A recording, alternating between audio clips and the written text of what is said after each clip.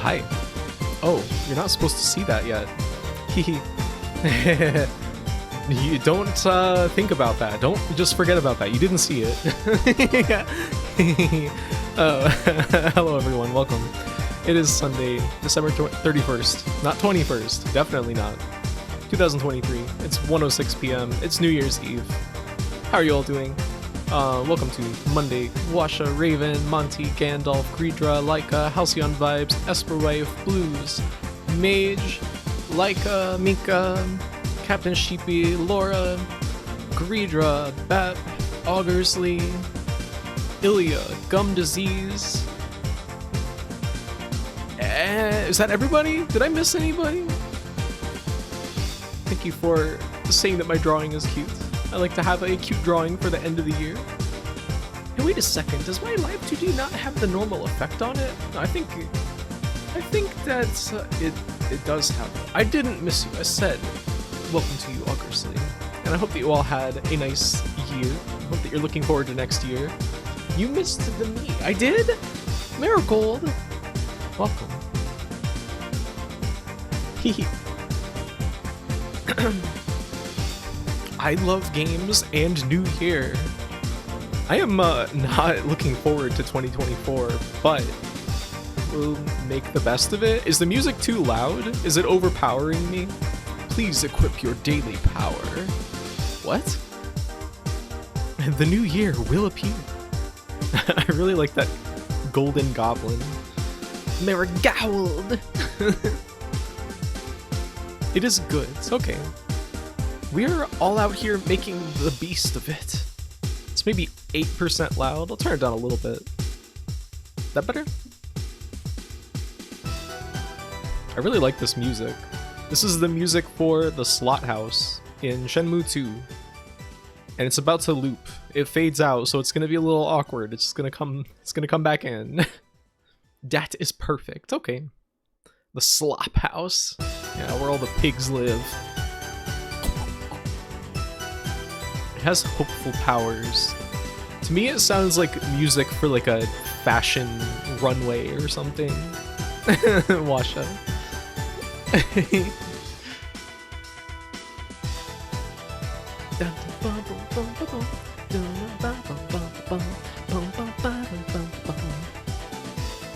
I gotta go get pizza and then I will be back. Okay, let me know when you're back and I will hold off until then. Ooh, anyway, this year, I feel like I didn't actually finish that many games on stream this year. I don't know why. Maybe we played some longer games? I think so. And I don't know, I feel like I dropped a lot of games or something. It was actually kind of hard to make the top 10 this year. There's a lot of like special mentions, but top 10 was a little bit hard to even fill the list out. I literally drop every game. It means some games you just can't help it. Like Shadow Heart's Covenant, was that this year? Was I playing that this year? Or was that last year? I was just talking to my roommate about how sometimes I use games as a barometer for what year it was in my memory and like what I was doing at the time.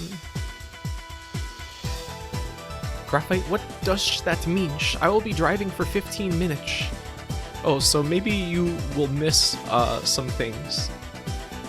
I don't know. That was last year. Okay. I remember I stopped playing it for Halloween. Shenmue 3 was very long.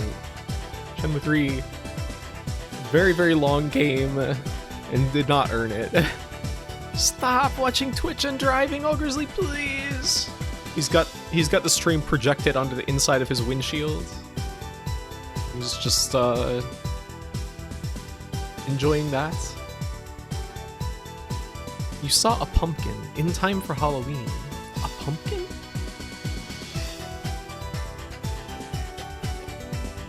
Nah. I love the Chobu-chan saga so much. I got obsessed with that. You know, it's kind of sad that Chobu-chan was probably the best part of Shenmue 3. That's a real testament to how that game really could have been better. It could have been so much better.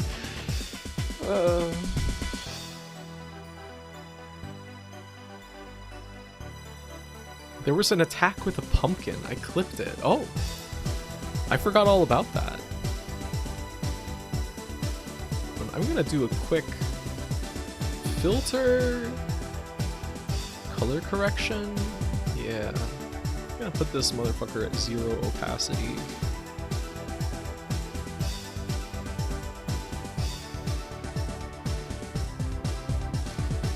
All right, I should have done that from the get-go. Is that?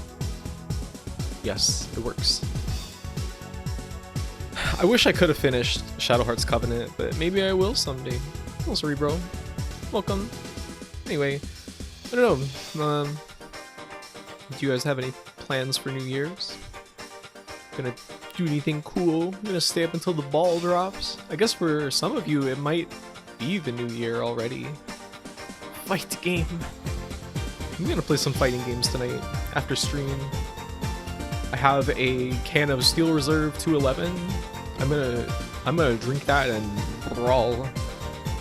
Stay home and be sober ors. Well, you know, that's a fun time too. Monty making the eyes. Watching streams on the computer. On the computer? I usually stay up that late anyway. Oh.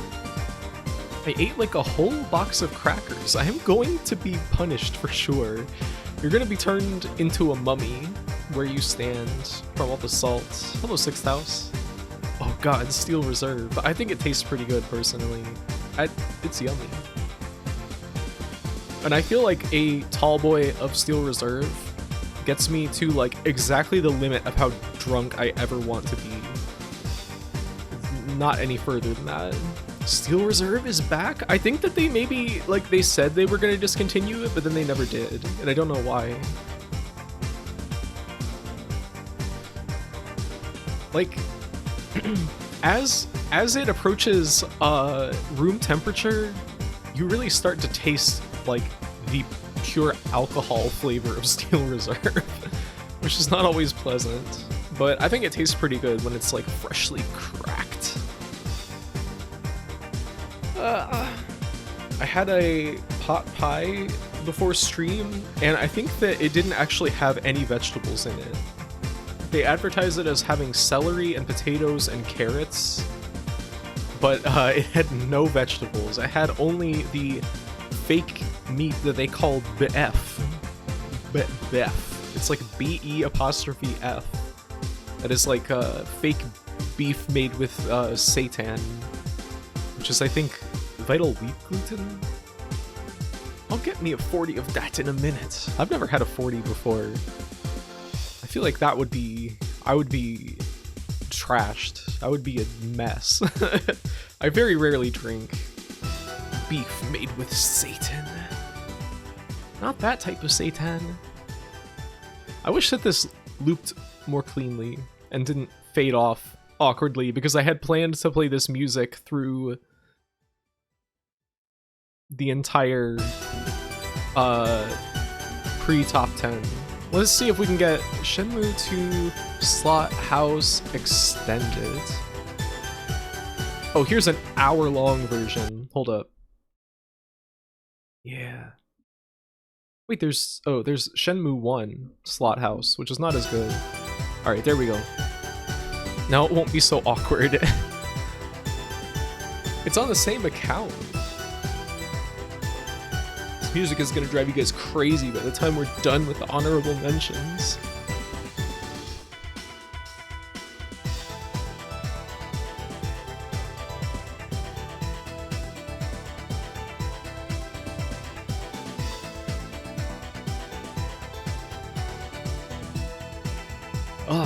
I played some more Baba Is You this morning.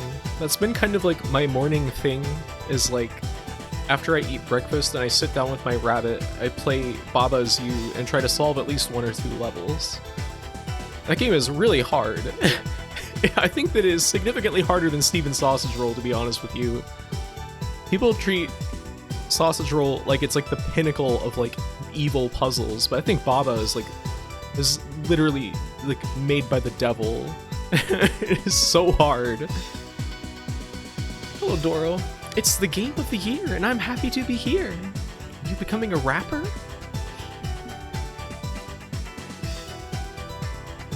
What world have you gotten to? I solved all of the lake world. I solved everything but one puzzle on the island. I've solved some puzzles on the autumn forest. I think I solved most of the puzzles in the ruins, like the pillar ruins. And then, what is the other two? There's like two worlds to the right of it, and I just started the space world today, which was very fucked up. And the one to the right of it, I can't remember. She's not giving me numbers, you guys. I'm fully lost. You can't remember the themes of the world? What? Becoming? Doro is a hype man. She is like Rhea's Flava Flav. I hate Space World. That's where I got filtered. It is, I mean, it's significantly more fucked up than most of the worlds before. I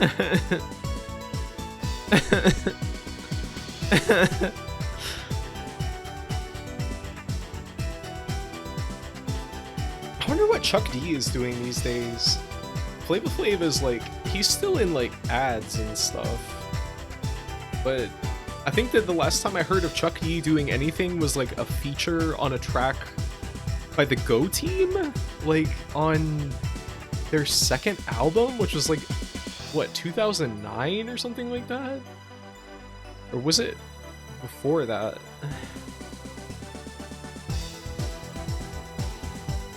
I think he was on the song Flashlight Fight, which I always thought that was good. I like the Go Team.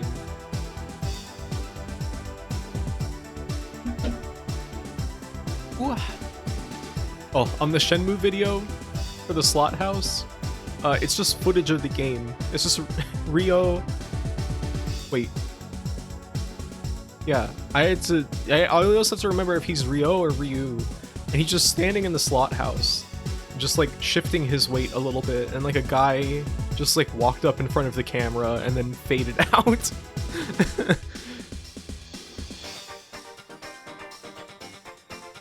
How long ago did Augersley say that he was going to go to the pizza place? And that he was going to be 15 minutes? How about a game of the year? Very good.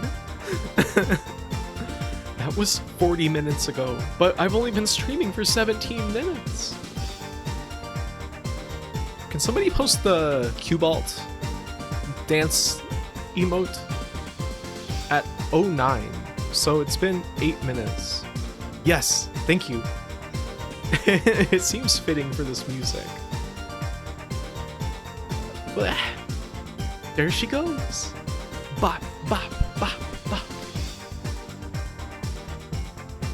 Dance emote of all time. I'm glad there's so many good ones.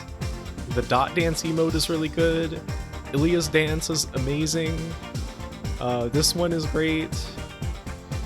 I'm trying to think of what other dance emotes there are. The dot one. I feel like the dot one is especially good if it's like sped up. Yeah, the Doro dance, of course. G-Pool dance. Doro doing the monkey. I think that my favorite Doro emote is the smoking a pipe one, the bubble pipe. It's so funny to me. Yes.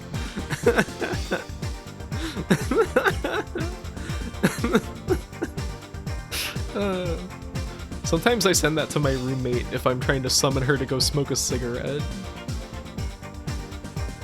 I love Detect as well.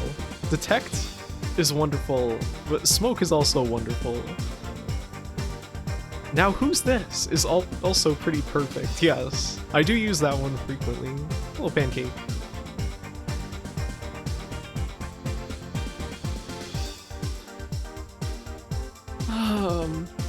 You know, I guess maybe we can't actually wait for Augersley the whole way. I'm sorry, buddy. Hello, Fire Mountain. I think we're gonna go ahead and start with the special mentions. You know, the meat of it is the top 10, and I'm sure he'll be back by then. Alright, so, special mentions. Wait, I gotta get my ass out of the way. No, don't give me Augersley's disapproving face. No. Get out of the way a little bit. And, yeah, special mentions. There's quite a few of them. I'm gonna start off with the one that has the most, like, recency to it. And that's gonna be the Christmas Spirit Award, which is going to Holiday Hex, which we played on Christmas Day. This was so wonderful. This is an Earthbound hack that takes place on... I mean, they kind of didn't really impress upon us the, like, repetitive nature of the Christmas Eve repeating. Hello, Bill. Welcome. But this takes place on these kids are stuck living Christmas Eve repeatedly, and they want to get to Christmas Day so that they can have their presents. So you go on a little quest to restore the decorations to the town Christmas tree so that Christmas can be fulfilled at last. And it was just like surprisingly big and elaborate for a ROM hack. It had some unique graphics, some of them stolen from like MapleStory, I think somebody said. And I don't know, I just really liked it. Like, it was good to play. There was like actual kind of like encounter design and stuff, and the writing was fun, writing was funny, and it was very cute, and I had a wonderful time playing this. So if you're looking for a Christmas game to play for New Year's Eve, you could do a lot worse than this. You could play Santa Claus Saves the Earth. I wouldn't really recommend that to anyone. What is a game hack without stolen graphics? You know, I don't think that exists, frankly. I love the MS Paint title screen a lot. Yeah, I like how it, like, doesn't really tell you anything about the game. It's just the moon and the snowy ground and the trees, and it literally looks like it was made in like 10 minutes in MS Paint. It's like kind of incredible. But anyway, yes, I really like this. So, there's that one out of the way. And now we are going to have the weird timing special mention. And this is basically a game that we started quite a while ago, but then it wasn't complete at the time that I played it. And then I didn't end up playing the last part of it until this year. So it felt I couldn't really put it in the top 10. Thank you for the Hydrate and Stretch, Kojo. Welcome. Great drawing. Thank you.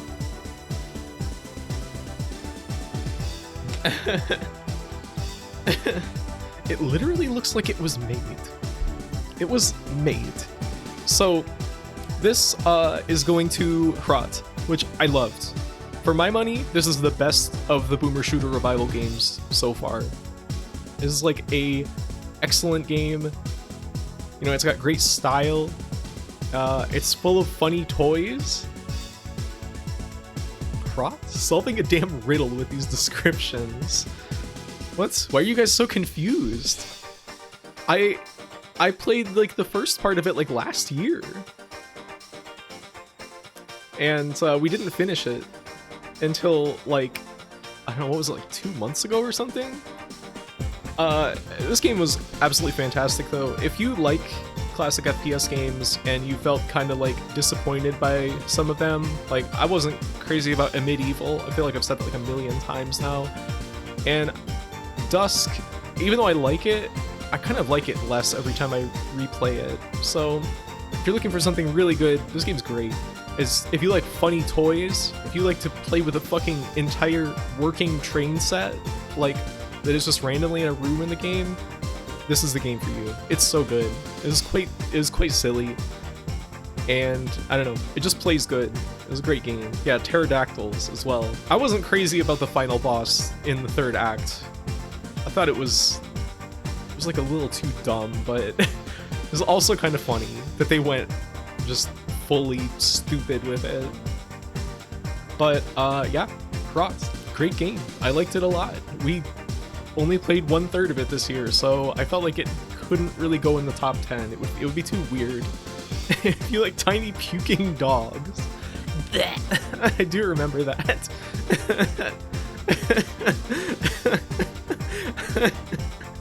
Kind of forgot about that. I remember that time. Remember that time I threw a grenade and a stool slid out of a random solid wall when it blew up. What? But yeah, that one. Excellent. Next up is the replay award. Well, this kind of gives away what the game is going to be, which is Road Trip Adventure, which is also called Chorokyu High Grade 2 in Japan. I pulled these images from my website image database, so I used the best cover art for that, like the one that I like the most. This is a game that I played before, and it also kind of like, it was another weird one where it like overlapped with last year. Marigold's going to get launched into orbit by this drawing. I did think that when I was drawing it. I was like, I wonder what she's gonna think about this. Yeah, the cover art is very good. This is a game that I played before. It feels always kind of weird putting games that I've already played in the top 10. Just because, you know, I already know that I like it. So it feels like it's more charitable to give games that I didn't already know a spot in the top 10. But I love this game. Like, if you missed this, it's like an open world racing RPG where you're like a little sentient car and you drive around in the world and like collect stuff and drive in races and earn money to buy new parts, and like you build a racing team and you can eventually become like a duck with monster truck tires and like jet boosters on the back of you. It's just so fun. It has so much character and the writing is wonderful, and it's just absolute delight on every level. I can't recommend this one enough. The racing is kind of bad, but who cares? The game is so good. It's so wonderful. So I was happy to replay this one. Yeah, the car PG. Yeah, the currency is rats. We called our currency rats. It's got the duck in it. I'm glad that you guys like car graphy. I had fun drawing this. I'm under the table. Under the table? Underhanded? It's funny what an amazing game that is while having gore gameplay that is kind of bad. Yeah, it's like the gameplay is bad, so it's kind of tempting you to like break it. And then the process of breaking everything by becoming like a godlike like amalgamation of high quality parts is like, I don't know, just makes it very, very unique. Remember when we went and we visited Santa Claus in the game? Was that last Christmas? This was like literally a year ago that I was playing this. Can you play that song? Oh, the one that's like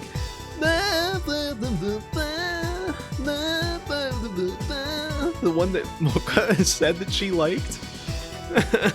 The link is super bit crushed music from some random band that nobody has ever heard of.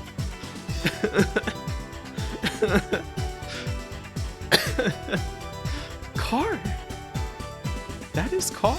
Anyway, play Road Trip Adventure. Great game. It runs pretty well in PCSX too. So yeah, great. Whoops. Oh yeah, that was not actually a whoops. It was fine. Next up. Wait, actually, I'm gonna save this and hope that Augersley gets back by the time I'm gonna present it.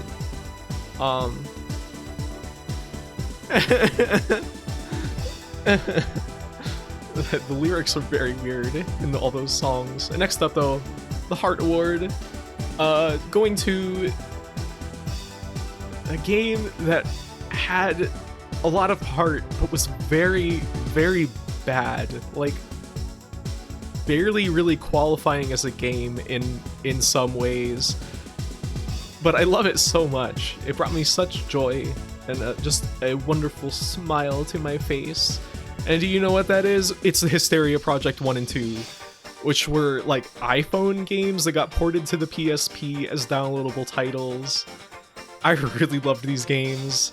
There's nothing like this. Like, just people trying to make like a FMV horror game but it seemed like they had absolutely no money or any ability to make them interesting, especially in the case of the first Hysteria project, which had like just the stupidest gameplay. But you know, when it comes down to it, when you play a game and the final boss, the final challenge of the game, is doing an insanely long series of QuickTime events to force your character to dig through a pile of leaves, you know that you have something golden on your hands. And the way that the story was expanded in the Hysteria Project 2 was insane. I had no idea it was going to go in like such a science fiction, like insane direction. And honestly, in that game, like the increase in like the production values was like kind of cool, and like the new mini games and all that shit, and like I don't know, the crazy like set pieces, like the flaming hallway and the stupid laser hallway that we had to run through. That was like the moment where you're really like, oh yeah, this was a mobile game. This was on the damn iPhone. The laser hallway was very, very funny. Anyway, these games were like, they're pretty bad. Like, I wouldn't say these are good games, but they did delight me to absolutely no end. And I'm sad that they never got any more games, because I wanted to know the lore of the Hysteria project. So, I don't know, I don't know why, I just like these games so much. I love FMV. And you know, there is like an FMV revival right now, but it feels like they're trying to be like either too classy or too like self-aware, you know, about the FMV thing. So, I don't know, it's just not the same. It's not the same. Nah. I clanged my teeth against each other. These games felt like a Slender Man rap battle music video on YouTube made by kids. That is a great description. These did rock. The PSP Mini's border, why did they use that? Like, that looks really shitty even for like the period of time when these would have been like released. And it feels like condescending to have games released on your system and force people to call their games minis. Like, it's like you cooked something really nice and someone is like, oh yeah, these are just hors d'oeuvres. It's like, fuck you. It had serious Newgrounds energy. It kind of almost reminded me of Ex Mortis, which is like a Flash game in like a scary house that I remember playing as like a teenager. PS1 and PS2 games had a similar border on PS3 eShop. Yeah, they had that ugly, like, fucking Windows Vista looking, like, bubble thing with, like, it kind of looked like PlayStation box, or, like, I don't know, it was, like, indescribable. It was really weird. Gex Mortis. No! No! Maybe setting a length expectation? That could be true. Little bite-sized games for on the go. Anyway, though, I love these games. And that's that. And the next one, well, this is for a game I can't believe we actually finished. Can you guess what it might be? Well, it's Night and Baby. I kind of didn't really believe that people would redeem this enough times for us to finish it. Hello, Neo Zero. But we did. We did finish Night and Baby, and honestly, it got better towards the end of the game. I still don't think that this is a great game. It was okay. I think it's like... I like my RPGs to be kind of hard and like kind of mean, you know? And this game was just kind of like a little bit mindless in its design, even if it had a lot of character. I did love the music and the style of the game and the attitude, but there was so much just like bland dialogue, and playing it was just like not very fun. It was just kind of like you do the same thing every time. Like, I guess it's supposed to be for very young players, and it was intended to be kind of like a first RPG, but I mean, even then, it feels almost like disrespectful to children to think that they couldn't play something a little bit more complex than this. But I do still like the game, and it was nice to finally finish this, because I had it as a kid and I never got that far in it. Like, I think I got through the Cave of Fear as a kid, and then I was like, I just never finished it. Disrespectful to children. Back of the box review. Yeah, if I had my way, this will always be associated with you for me. Well, hope that never turns out badly.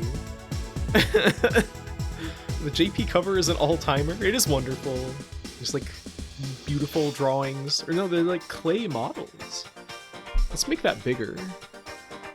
And take in all the detail. I'm gonna turn off the constraint. It is absolutely wonderful cover art. Look at that. Ah, sumptuous.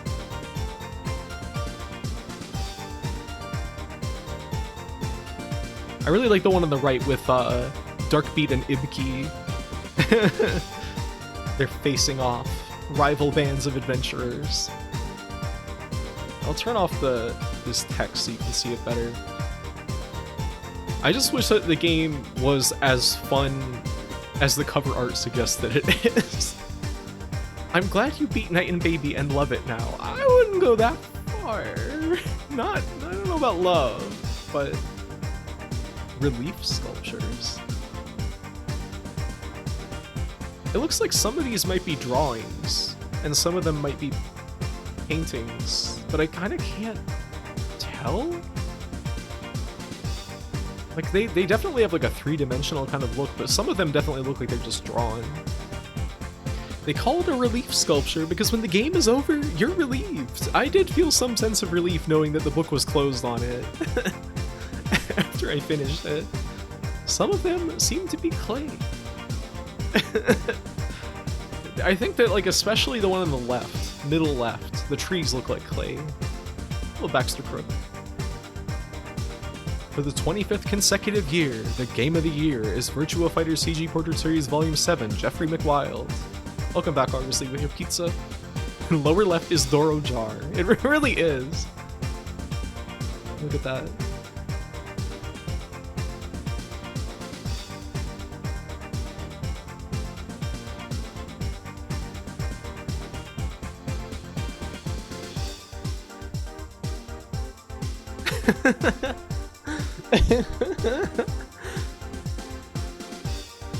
Little penis menace girl.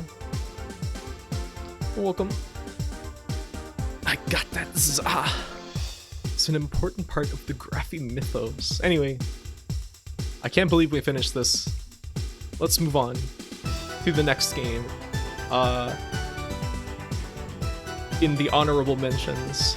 You didn't miss any of the top 10, obviously. Only the honorable mentions so far. And this one is... Whoops. It didn't appear. Game I wanted to like very much and disappointed me very, very deeply. What do you think? What do you think it was? Well, I'm here to tell you it was Shenmue 3. I really, really wanted to give this game like a fair shake. I wanted to like it. I wanted to believe. I wanted to be the person who believed that Shenmue 3 was as good as Shenmue 1 and 2, but it isn't. It's just not very good.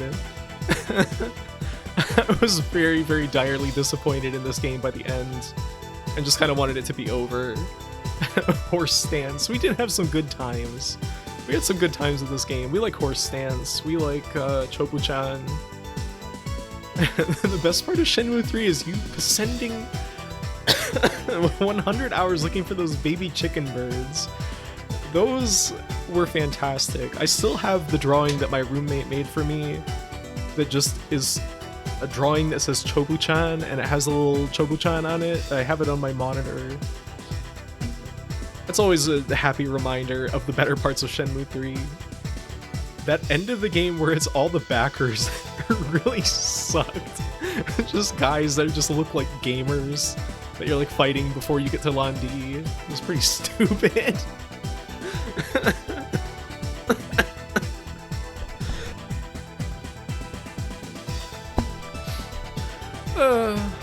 I keep forgetting Shenmue 3 exists. You know, it's probably better that way. And if you close your eyes... I forgot about Rhea's video. Predicting that I would give this game of the year. No. Sorry. Sorry, Rhea. Not even close.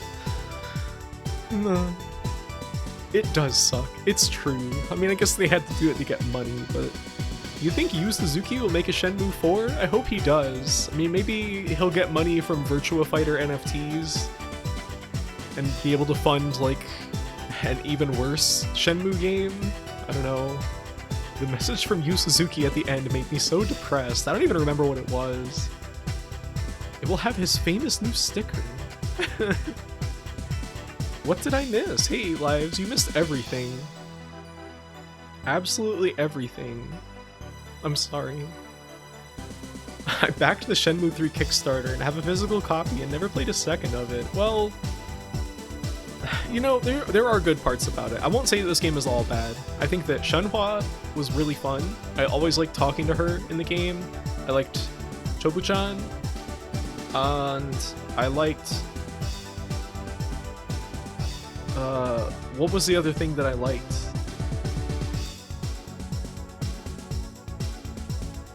I can't remember.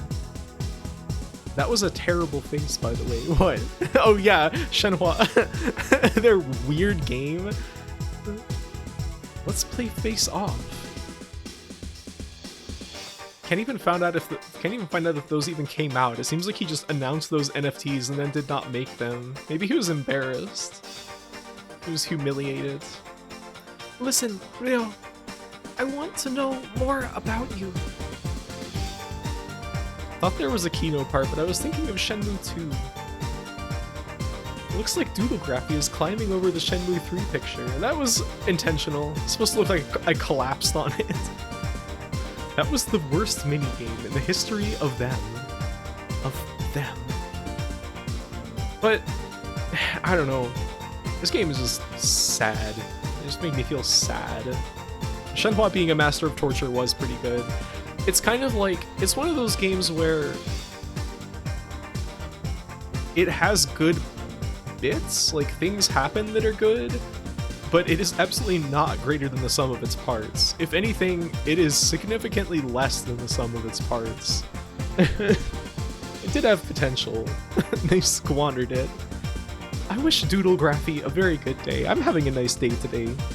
Doodlegraphy, I don't know, might need to get her a pick-me-up. But yeah, there was one thing that I didn't show because I was waiting for Augersley to get back.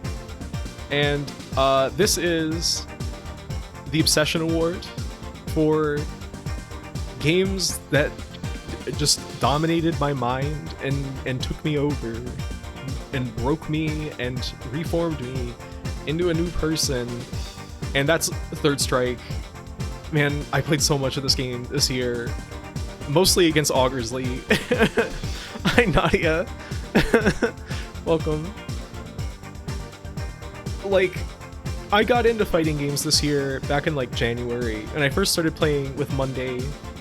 And we first started with the Gundam game on the Super Nintendo, which was awesome. Yeah, I like fighting games. A little more Grook. And then I moved on to playing Melty Blood for a long time, and then like people were like, oh, you should play Third Strike, and I was like, I don't know, Street Fighter, it's got like 6 buttons. It seems like too much. Why do you need 6 buttons?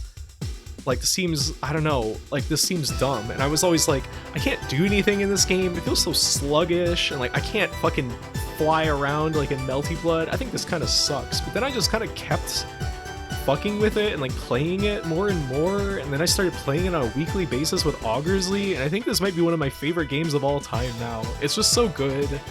I think it's like a very perfect, like perfectly not balanced in terms of game balance, but in terms of like fighting games, like letting you do stuff like without restricting you too much, but also not just like blowing the lid off of everything and let you go like fucking crazy, like you know, Melty Blood really gives you a lot of freedom. I love it, but sometimes you want a little bit of restraint or like Guilty Gear or something like that.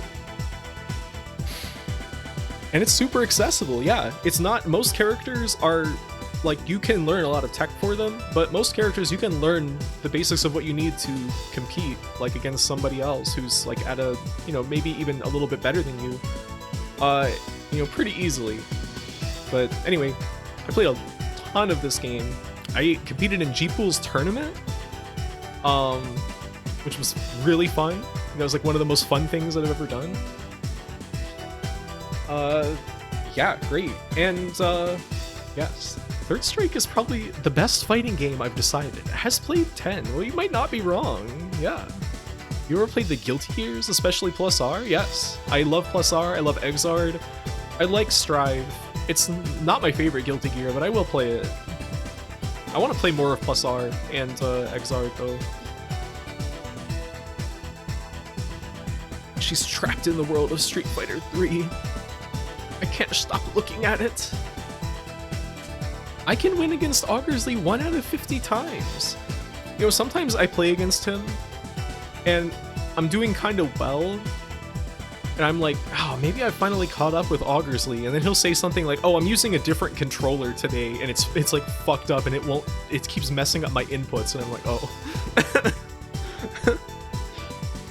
The grand finals of that 3S tournament was unbelievable. I wish that we could have a do-over, because I feel like I'm so much better at that game now, especially after playing Augersley specifically. I'll never forget the first and last match of the tournament being you versus Augersley. Oh. It was, it felt like a movie or something. I'm caught up, but now I feel bad I zoned out on the Hysteria streams. It's okay, I feel like they're probably not that interesting to actually watch, but I liked them. I want to play some 3S. I want to play more game with everyone. I would like that too. I've been kind of slacking on fighting games recently. Just because I started playing Fallout New Vegas, and then I was like working on stuff for this stream today, so I just kind of like have not played at all in the fighting game server in a while. A win is a win, Graphite, whatever the circumstances. I don't know. Augersley and I always go like super 50-50. We did a first to 10 the other day, and it came down to round 3, 9-9. That's always the best feeling. I'm thinking of picking up Hugo. Well, I hope that you're strong, because he seems pretty hefty. Are you sure you can lift him? You need like a back brace for that?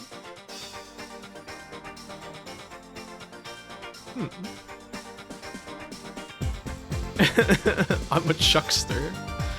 Anyway, I talked to Augersley about this, and I'm thinking about the possibility of running, not on the scale of G-Pool's tournament, but like more simple, more minimal monthly tournaments for Third Strike next year. Because I would just like to have more events around it. I could not possibly do the level that G-Pool does in his tournaments on a monthly basis, but just something simple. Not so much of an event, just kind of like, you know, people fighting, and make it an exhibition. I think that could be fun. And Augersley said that he would co-commentate with me. And Monday said that she would help me set up stuff with Sammy for it to streamline things, which will take a while. I don't have this worked out, so don't expect it soon, especially not in January, because I'm gonna be on a trip for like a week towards the end of January. But yeah, I think that could be really fun.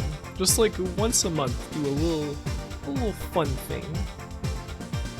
But we gotta still work things out with that, so it's just a dream at the moment. I would like to do it very badly, though.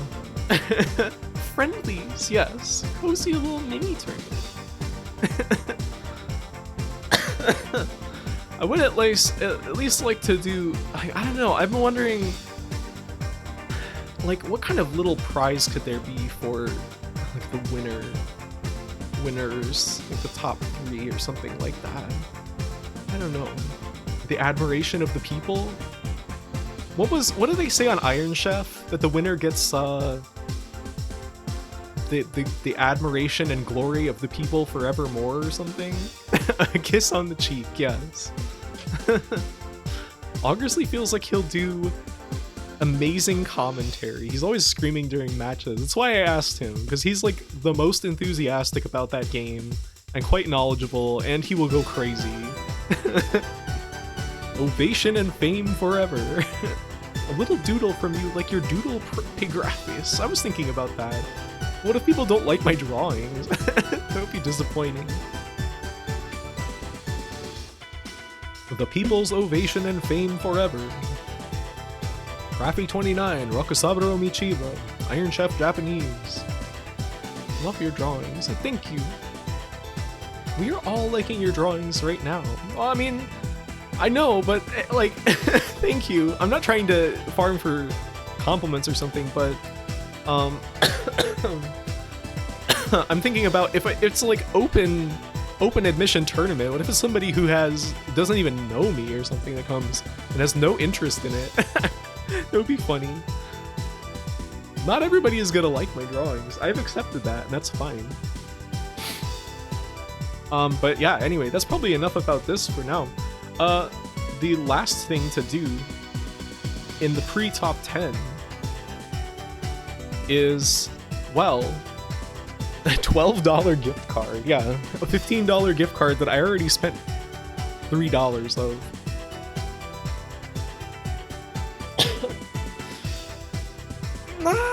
Okay, so, not all the games that we played this year were good. An Arby's gift card? Oh, what if they were vegetarian? They would be doomed. I guess you could eat like fries. They probably fry them in like beef tallow or something. $12 for the 12 days of Christmas. But yeah, but anyway, not all the games that we played this year were good. Unfortunately, sometimes you play some real shit, but a bad game doesn't have to be all bad. A bad game can be invigorating in some ways. I said the past 2 years that the bottom 5 games, or I guess it was bottom 3 last year, you know, the bottom 5 or the bottom 3, really in some ways, it's like a different type of top 5. So, because, you know, if you're bad, at least you're memorable, your game. So, I like a memorable game, even if it hurts me, or is just unpleasant, or kind of like a mess. And so, I feel a little bad putting this one in here, but the first one is Frankenstein for the Sega CD. I think this game's actually pretty awesome, but it was, like, pretty bad to play. I think that the fighting game sections were fucked, but they were pretty funny, and I had a really good time. It was an awesome game.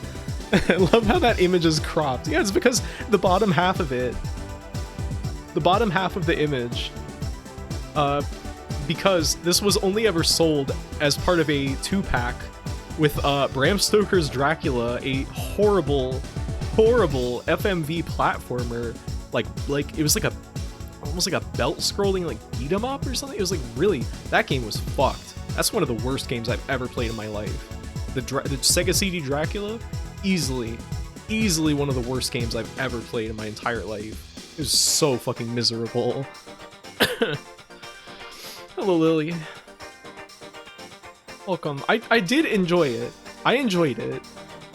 Sorry to Mary Shelley for dissing her game. I did like this game, though. I thought this was, like, it's just crazed. The idea of making a, like, basically a adventure game, like a point-and-click adventure game style game, where you are Frankenstein's creature, and you just randomly get into, like, side-scrolling, like, Street Fighter style fighting segments at times. Is like, I can't not love that concept, even if the game was, like, kind of stupidly executed at times.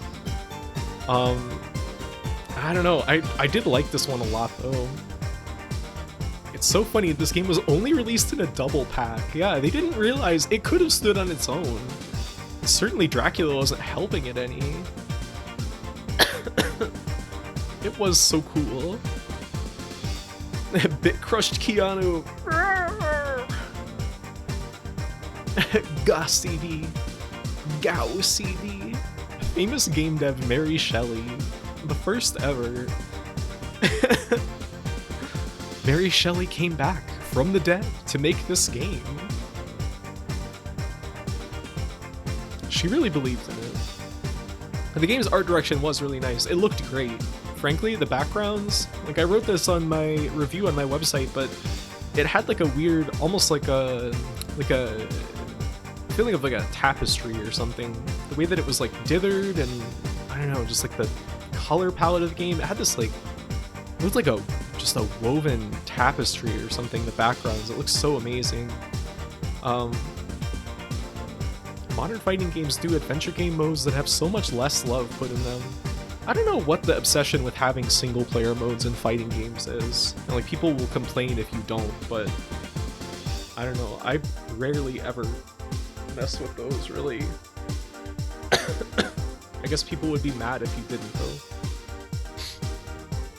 This was truly the dark savior of Mary Shelley's Frankenstein. What does that even mean? What?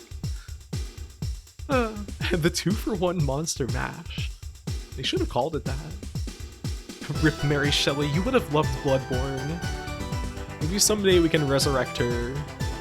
She'll be thrilled. I hadn't seen there was any new reviews after Sausage. I'm so happy. Oh, hello, Embert. Tekken 3, Tekken Force mode? What's that? Played the Mortal Kombat 9 story many times. Remember none of it. Street Fighter V launching without arcade mode caused a social media meltdown from which our nation never recovered. Our neighbor. 2-for-1 Monster Mash coming at you with yet another birthday bash. Are you doing the Germa Rats song? Anyway, enough about Frankenstein. The next game that was a bad game that made an impression on me, Sonic Unleashed. I'm kind of occluding it. This game, real heaven and hell experience. I really didn't like the daytime Sonic levels at all, but the Werehog levels were super fun to me. I loved the climbing and the platforming and stuff.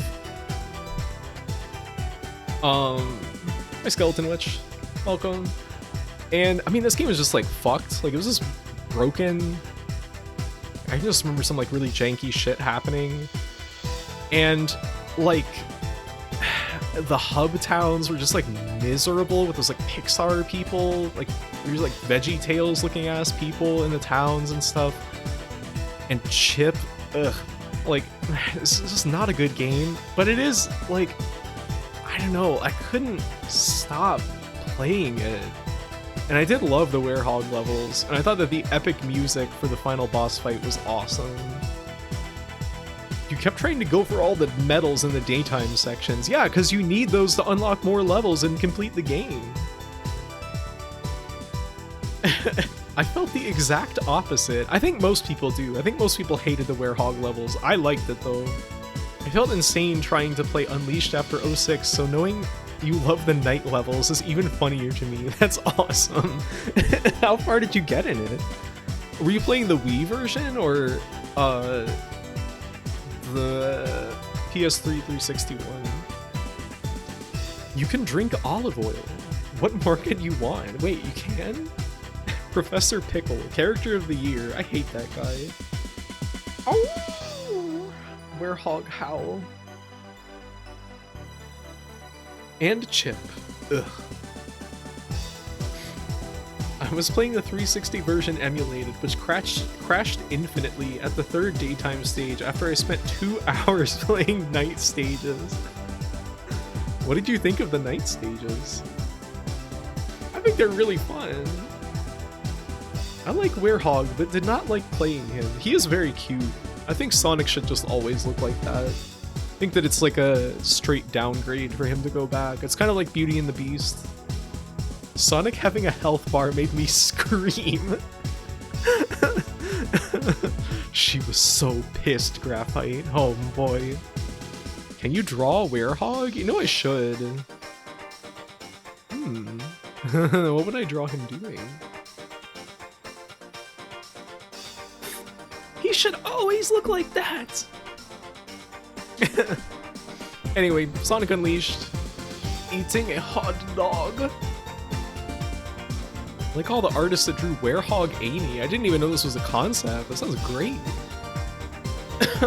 Anyway though, yeah, Sonic Unleashed. Next up, this is like a remarkably bad game.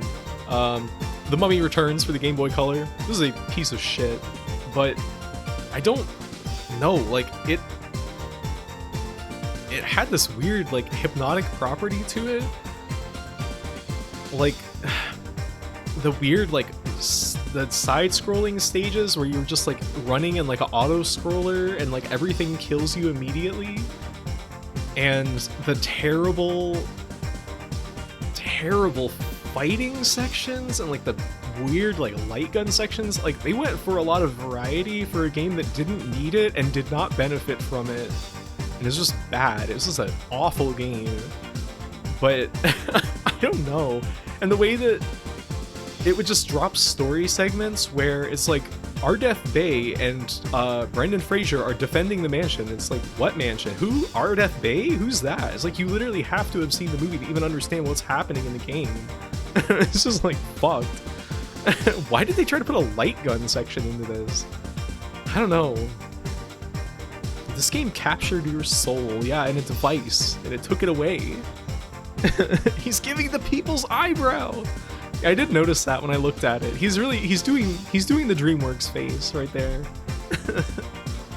Dying so often. This is a game that wants you to die.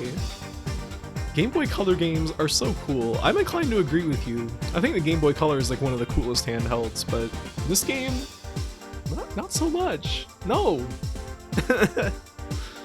Yay, speed.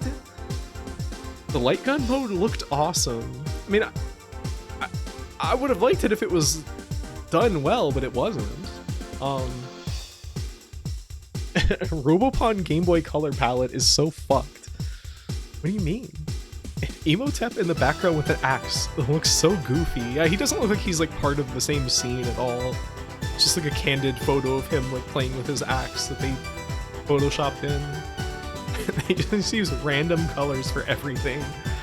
Oh boy. Oh, sorry, I have to turn the mic off and cough a little bit. Laughing so much is making me cough, you guys. Yeah, this game, I don't know what else I can really say about it, but it did make an impression on me. And I think it's the first game that I've ever given 1 star and a heart to. Become better. I will try. In the new year, I'm gonna try and go down to smoking 1 cigarette a day.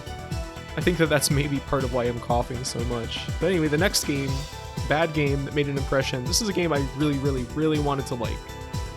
And I didn't, because it was miserable. And that's Cubivore. Again, it's the Japanese box art because it's the best. It's better than the American one. I used it for my website. This game is just like, felt like it was made for like my brain. The way that it was like written and like the graphics and stuff were awesome, but like playing it sucked. Like this game was shit to play. It was not enjoyable. I don't know. I wanted to like it so badly because it spoke to me, but you know, in between speaking to me kind words, it was also just saying some stuff that really pissed me off.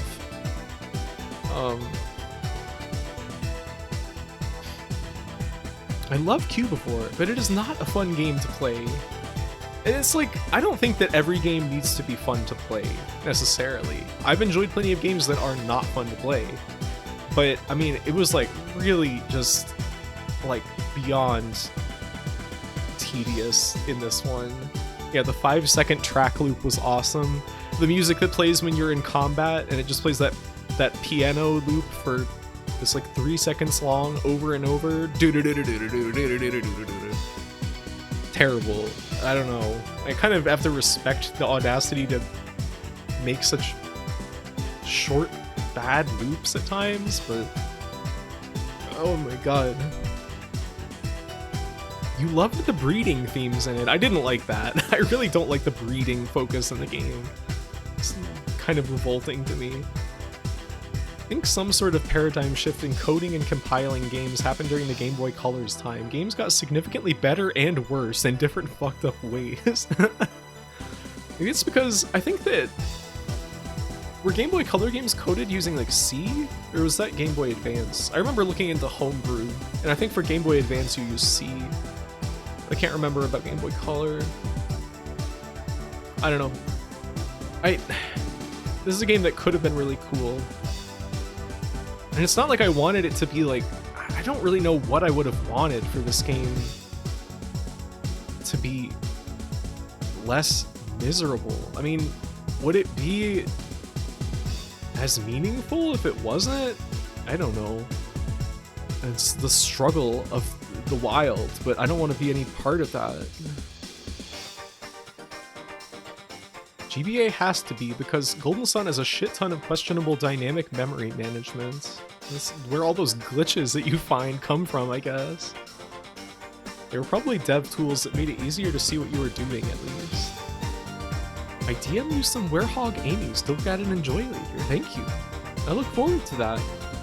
I don't have much else to say about Cubivore, so the final game of the games that captivated me, in spite of not being very good, is The Darkness on the 360. This game had a lot of cool ideas, and a lot of heart too. And unfortunately, the people that made it were forced to make a very bad first-person shooter. It seemed like they didn't even want to do that. The Darkness.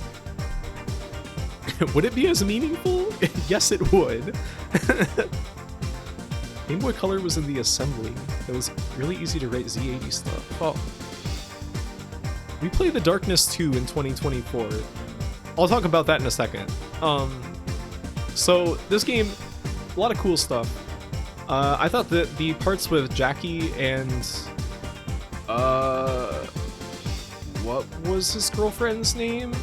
She was not in the game for very long, but like the parts with the two of them where they were just like in her apartment and like you could just sit down on the couch and like cuddle, and they had the entire movie of To Kill a Mockingbird playing on her TV, and you could sit there and watch the entire movie if you so wished, or the full runtime. It was absolutely incredible, and I thought that was very sweet and like more human than a lot of like I've seen in like most other games. I feel like, at least in like AAA games, that doesn't really happen. And there's like a lot of cool ideas with like going in the subway and like going around in the town, and like it's just like an odd, very, very odd game. It was like kind of like a sim in some ways, but I mean, unfortunately, it's also a first-person shooter, and it just felt terrible to play. Like, it was just, the aiming was sluggish, and you constantly have to shoot out tiny little light bulbs in order to use your darkness powers, and that was, like, impossible. Like, I have a hard time aiming on controller, but even beyond just my personal difficulties with it, it was just sluggish. It didn't feel good to aim at all. It was laggy as fuck. I don't know why. Shooting the cameras in System Shock reminds me of shooting light bulbs. Yeah, it does kind of feel like that. At least you don't have to shoot the cameras to use your abilities, though, I guess. Yeah, like, I don't know, I like the story of this game, and it was really cool, but playing it was just felt so bad. Like, especially the part where you're in the, like, World War I world, and, like, the weapons that you have are, like... Oh, thank you, Bep, for converting from a Prime to a Tier 1 sub. Thank you. I don't even know what that means, but thank you. Something about the hair in The Darkness and Campire Masquerade feels like it exists in a different dimension from the characters attached to it. Yeah, it was kind of before they figured out hair. I don't know. Insane choice. Why is this insane? Me neither. I just pressed sub for 6 months. Well, thank you for 6 months. Is much appreciated. Thank you. Yeah.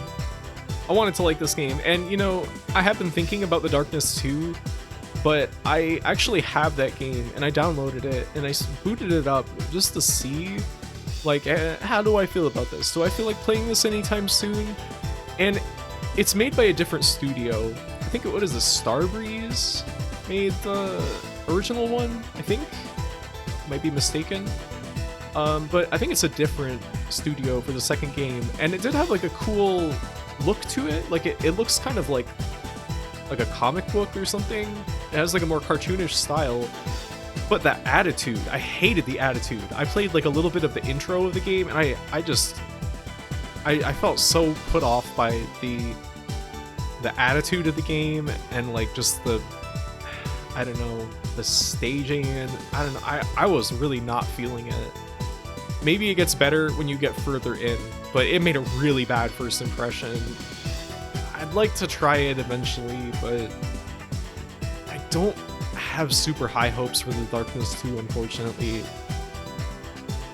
Okay, you'll stream it in 6 months. Got it. I don't know. Maybe. Could happen. Did they at least tell you you got balls? You got balls, kid. You really got balls. Now, who can forget all of those wonderful lines from the opening video that played over and over? You're a dead man! You hear me? A dead man! We heard those about 1 billion times.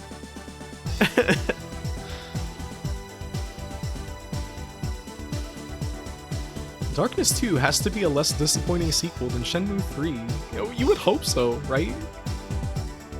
Right? I don't know. You never know. I had a huge poster of The Darkness 2 in my room all my teen years, but I didn't know it was a video game. It just looked cool. That is awesome. Did it say The Darkness 2 on it? Or was it just like the characters or something? Well, that's the... I didn't really want to call this the bottom 5, because I feel like it's more accurate to call them bad games that made an impression. That's what they are. It was just the guy sitting with the snakes behind. That's fucking awesome. Those games are very, like, appealing to teenager type games. Impressionable games. That makes it sound like I can just change them. Have you guys had enough of this music? Because I kind of have, and I need to turn it off because we're about to go into the top 10. How about that? How does that grab you? I can listen to one song for 5 years, so it's fine. You know, sometimes I like to do that as well. Like, when I was a teenager, one time I listened to The Safety Dance by the Men Without Hats on repeat for like 4 or 5 hours.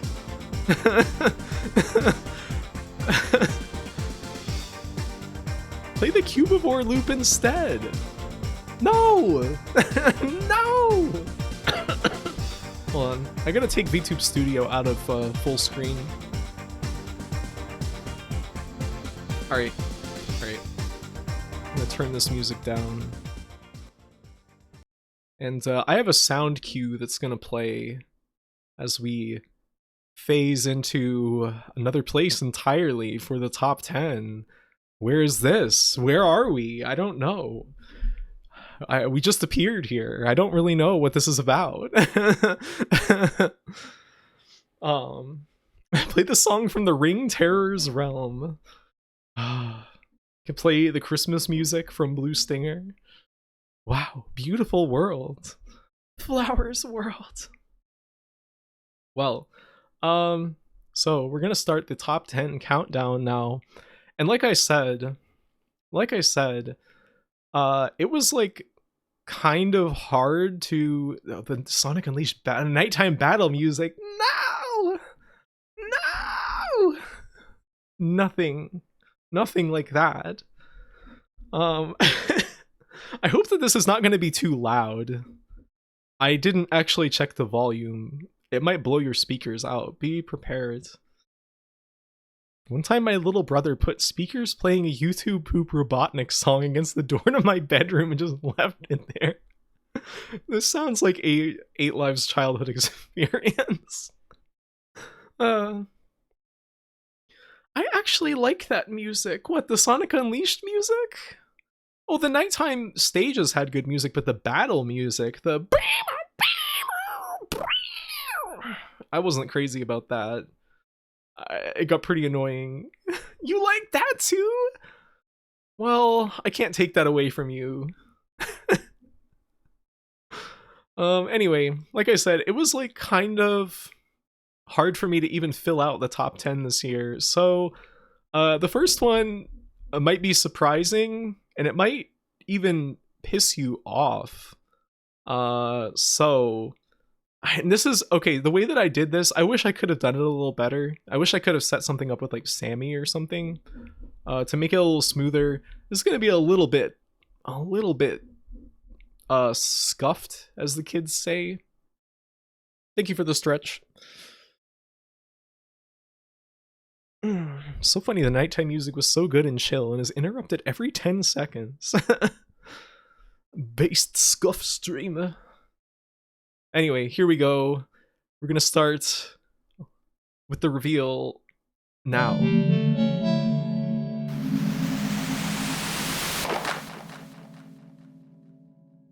And the first thing to be revealed at number 10 is Alone in the Dark Inferno. Which really feels like it should be on the bottom 5. But I think I actually did like this game pretty well. I'm glad you guys like that animation. The highest praise this game has ever gotten. You're gonna end up on the box.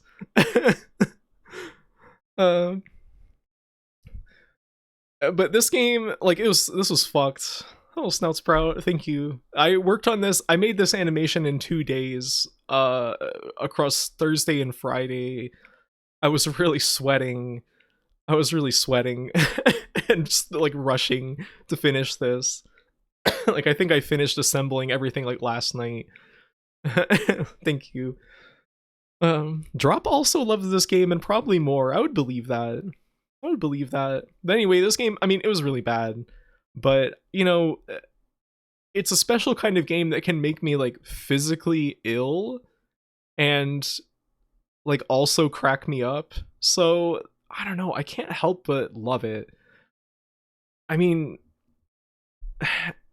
it was bad to play. It's a game that tried many things, and, like, none of them really worked that well, but I was kind of, like, appreciative that they tried. And there was, like, some really impressive, like, set pieces and stuff.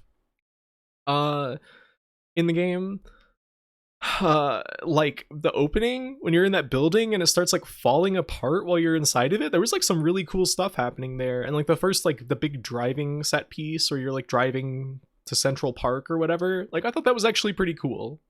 You know, the melee combat was impeccable. I mean, it was kind of a cool idea. In practice, it was so miserable though. But they were trying to make it cool. They were trying to make the melee combat interesting and like, oh, like you're really controlling the weapon, but it didn't work and it wasn't good.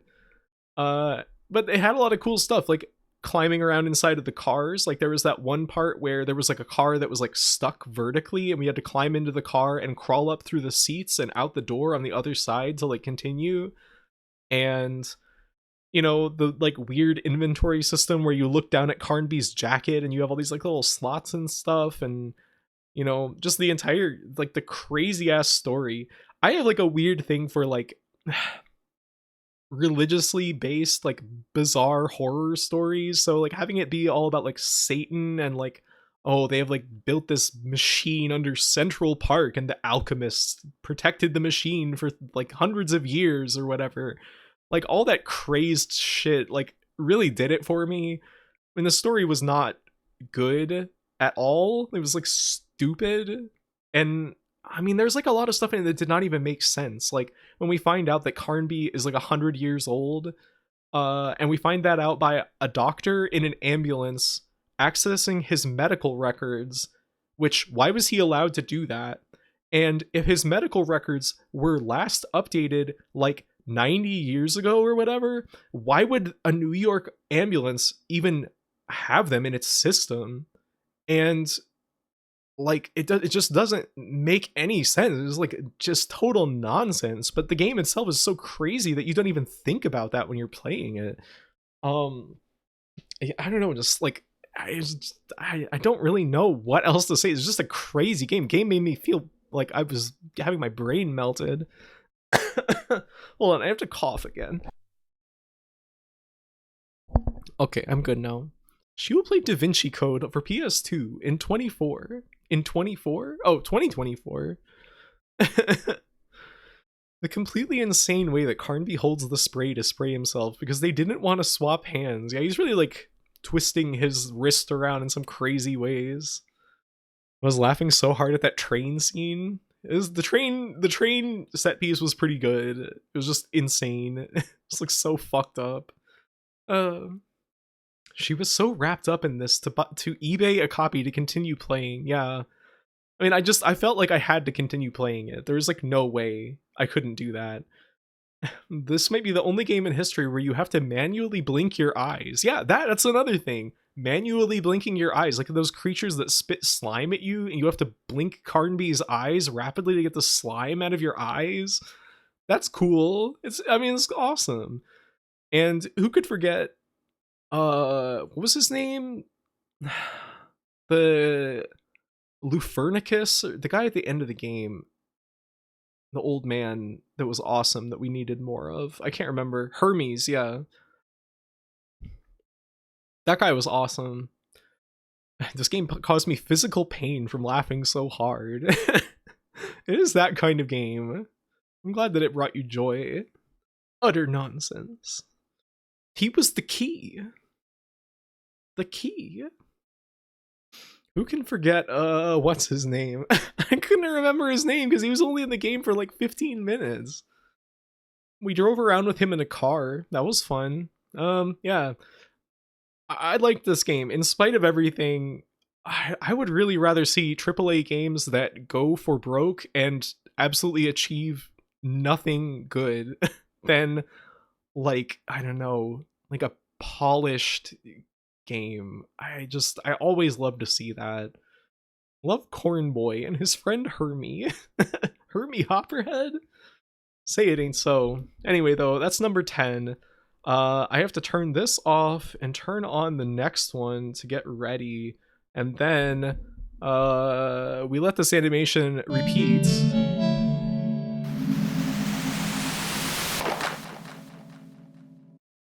And what is number 9 but Signalis? Like, I don't know, it seems kind of low, but there are actually some really good games higher up in the list.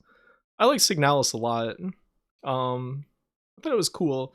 I like the sound effects, thank you. I made them myself in Sunvox with also some samples from like a drum pack that I had. This low? Believe it. You did such a good job, thank you. I had a fun time. Working on that. But yeah, Signalis, like, really cool game. Like, it was very stylish. And like I had some misgivings about it at first, but as it went on, I liked it more and more. And I think that just like the presentation and like all the like cool twists and turns of it and stuff, like changing the perspective from the sort of like top down perspective to like first person in places and that kind of thing, and like kind of the structure of having like an area that has like a central puzzle you have to solve to progress was like very satisfying to me. And I didn't really like understand the story, but I did enjoy it. Yeah, I don't know. I kind of have a hard time thinking of what to say about Signalis. Like, it was just a good, solid horror game. If you like Silent Hill, and I mean, it also has plenty of Resident Evil DNA and like how limited the inventory space was, which was one of my gripes. Like, I think that there was maybe a little too much running around in this game. Like, especially, there's like a bumblebee outside my window.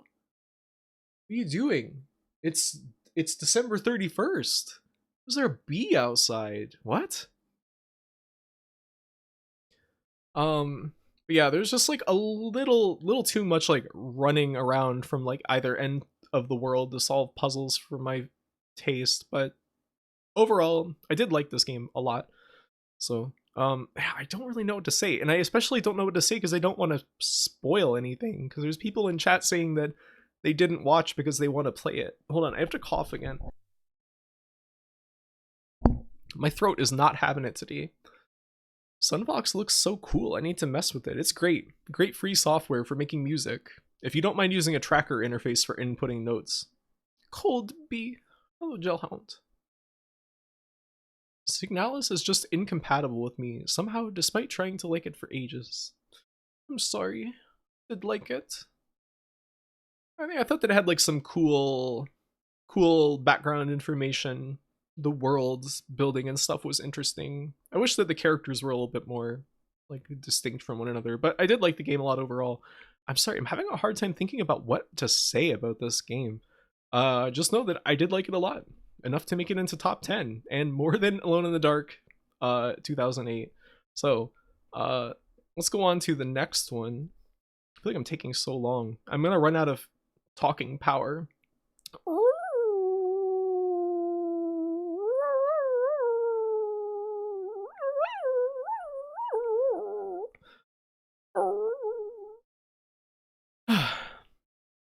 There you go.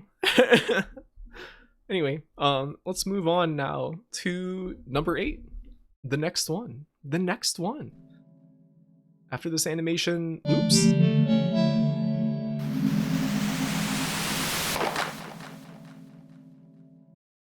And number 8 will be Shadow Tower. I think that people might be surprised that this isn't higher up on the list. I thought it was excellent. But this low? Believe it. It's really good. This is a really good game. The atmosphere is excellent. I think that the decision to have no music in the game is like super ballsy, especially for like a dungeon crawler, and especially considering I feel like Kingsfield has like some pretty memorable music. This is about right. Those streams were fun. It was great seeing all the new freaks in every area, like the insane monster designs, and just like the way that like the sound design was, like that all the monsters had like this almost musical set of like noises that they made. It was like so cool.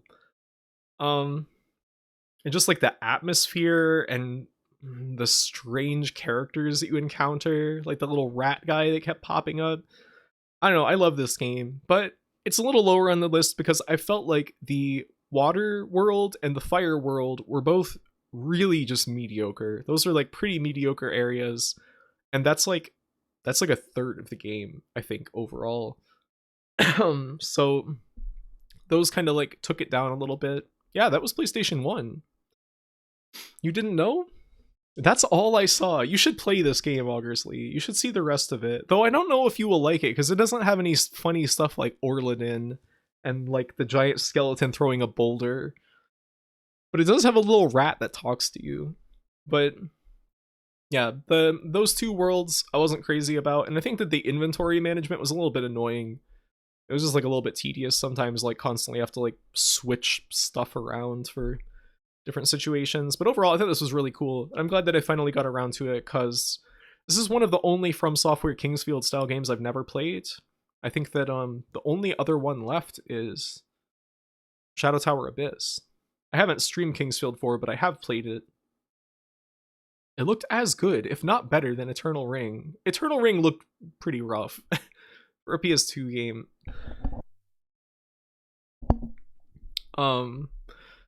But yeah, good game. If you like Kingsfield, try it out. If you want like an atmospheric, creepy dungeon crawler, cool stuff. I heart Kingsfield. It is a very good game. Kingsfield 4, very good. I'd like to play Shadow Tower Abyss next year, but I wanted to take a little break. A little break from these games for a little while. Especially after playing Evergrace. think my brain is just constantly hungry for games with Shadow Tower's atmosphere. And there's not really much out there like it. It's very, very alien, very strange. Nah, I gotta play that Kingsfield 4. You should give it a shot. Some people maybe don't like it because it is a bit different from the other Kingsfields, but I think it's excellent. I think that it's easily one of the best ones. But like they're all so good. Nah. Anyway, yeah, number 8 is that. And now we'll be moving on to what will it be?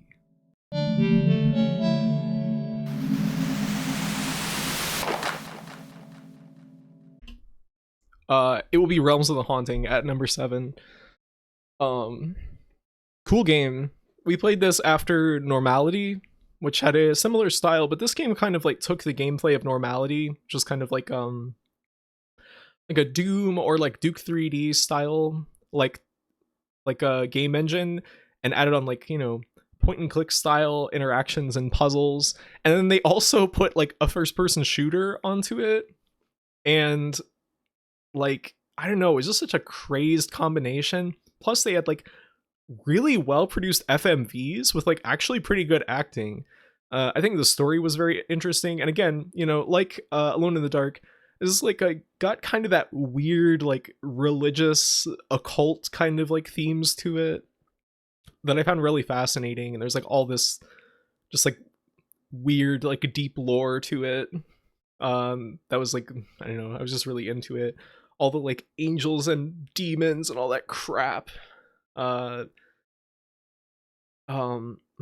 brain is melting. But I really liked this game. It was cool.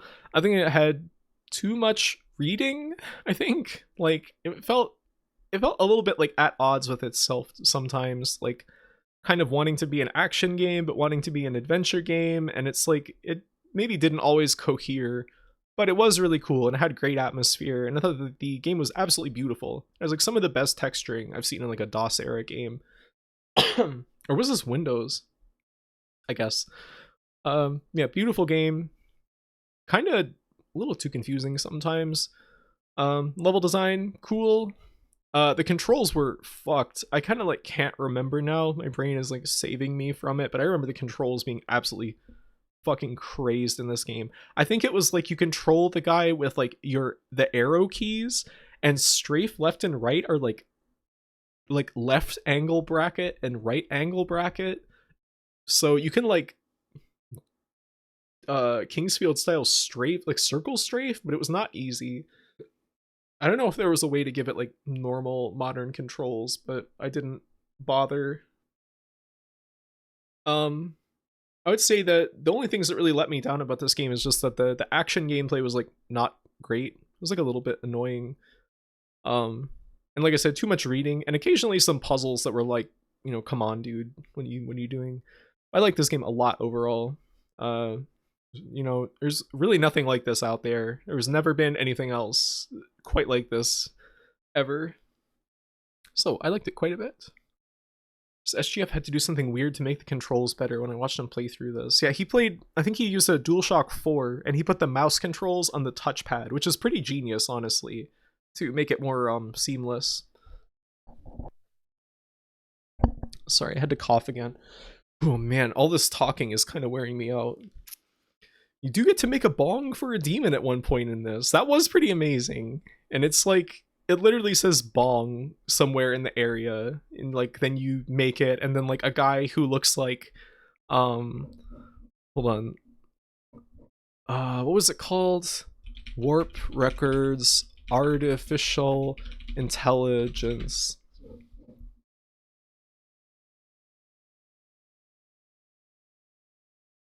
Yeah. Let's get a like good high-res picture of this.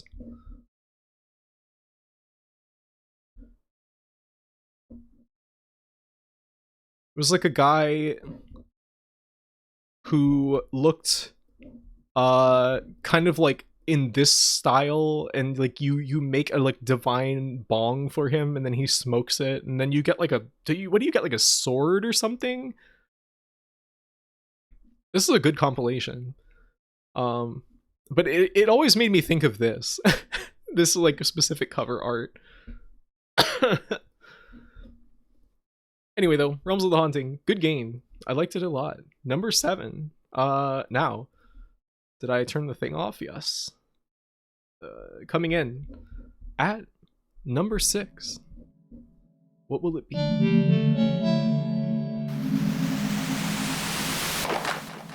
Oh, wow. It's Normality. Whoops. I screwed up. No, stop looping. I thought I was going to be clever and I would be able to turn this on and then switch back to VLC and pause it in time to make it sync up more with when the flower opens, but I wasn't able to do it. I goofed up.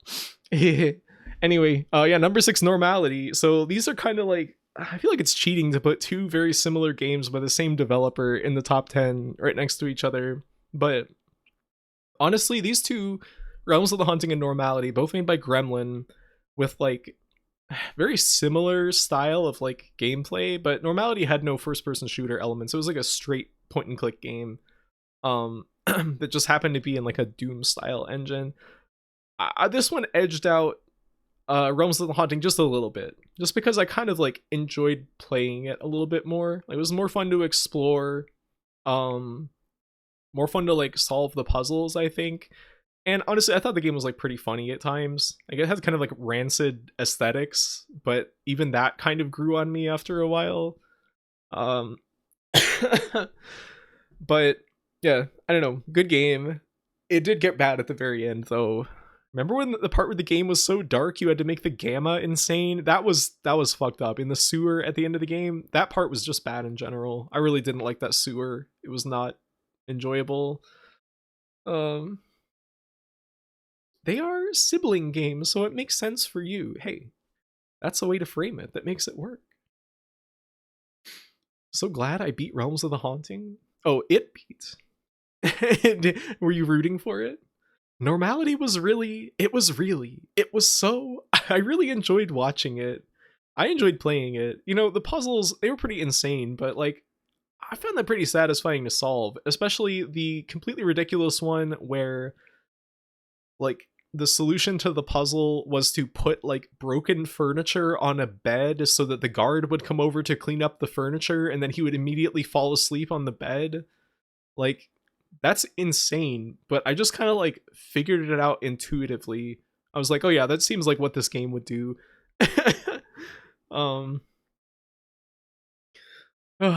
Yeah, I don't know. Good game. Funny, interesting, fun to explore.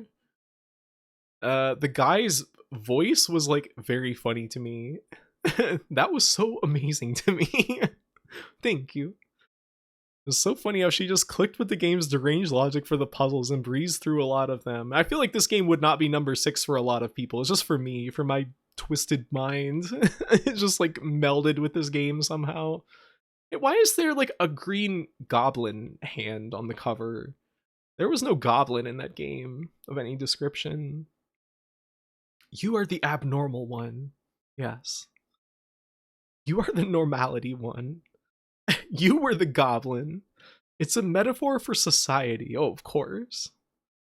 This game's like messaging was so weird. Like the like underground movement against, I can't even remember what the guy's name was. Oh, I gotta cough again. Oh man, I gotta speed this up so that I can take a break and not blow my voice out completely. Ugh. Anyway though, Normality. It was good. I liked it. Not everyone will, but I did. Now, what's next? What's next? You beat the game. That means you are the most normal. Everyone else is a freak. It's not for everyone, but haha! Yes, that George Michael tweet, one of the greatest of all time.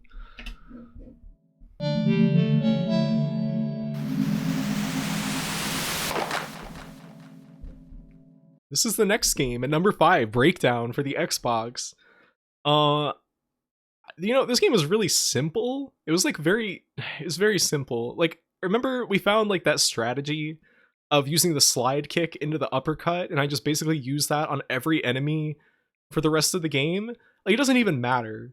It doesn't even matter that it was that simple, because like, I don't know, something about the weird like first person, like just like obsession with like you feeling like the character and your arms picking stuff up and like opening doors and stuff was like so awesome to me. Like, I love that.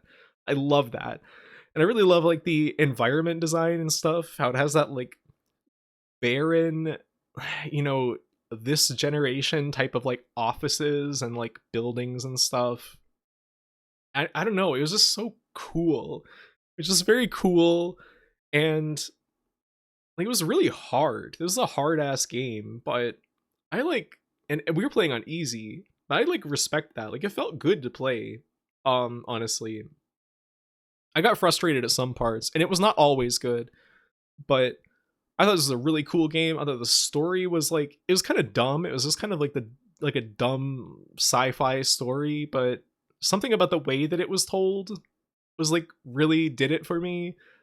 And the crazy like Halo ass parts of the game and stuff were like pretty awesome. Um yeah, I don't know.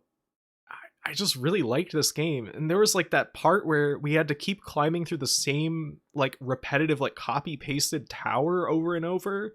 And like, I hated it. I hated it. But there was like a point where it was kind of like the Yellowhead building in Shenmue 2, where it kind of like crossed the borderline from tedium to like almost like a meditative kind of like state of just like absolute drudgery. And I became like really enchanted with that part. I don't know, cool game. uh and the sort of like repeated parts in it and how they change with repetition were very cool. I like this game a lot. It was super cool. Yeah. I remember reading reviews for this back when it came out and really wanting to play it, but I never got around to it. I'm glad that I finally did. I played the demo for Breakdown as a kid, and it altered me forever, but I never played the full game, so I was glad to see you play it. You should play it yourself, because it is quite fun. I mean, it's like kind of fucked, but like, it's also really cool. Keep remembering the mysterious cat about this game. Yeah, the cat that's always appearing. Who's that cat? What's up with that? Very cool game. It is very cool. I liked it a lot. Graphite Xbox gamer streams are some of my faves. Really? What other Xbox games have I played? Like, do you mean when I capture it off of my Xbox? Like the darkness? The dorkness? Oh man, when I drink that monster, it feels like my mouth produces so much saliva all of a sudden that it's like almost makes it harder to talk. Maybe I should drink some water.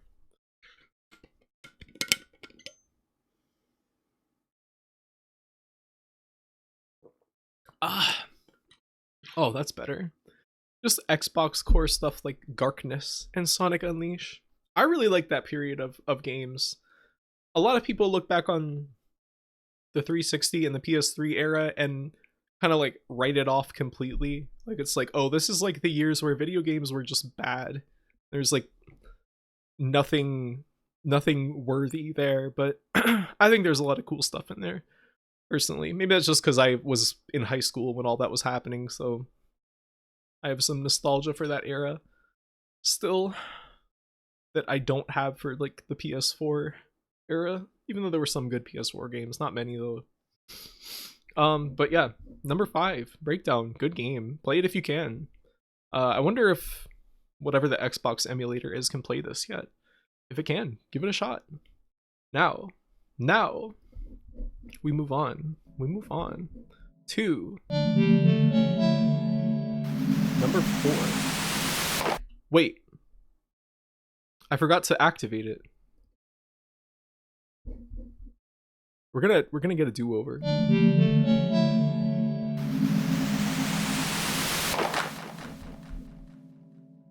Number 4, Iblard.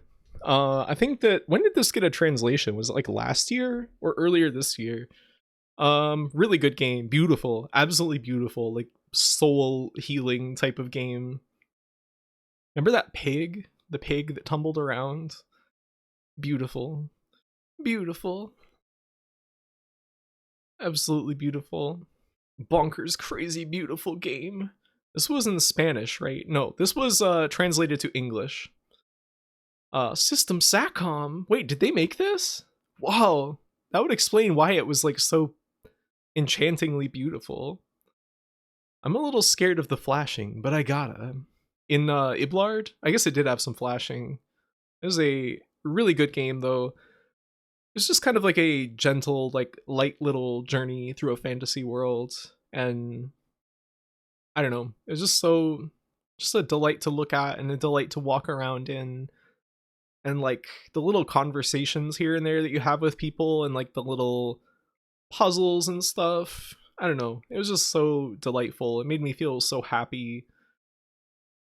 I remember distinctly, like I was feeling really bad the weekend that we played this, and I felt much better after playing it.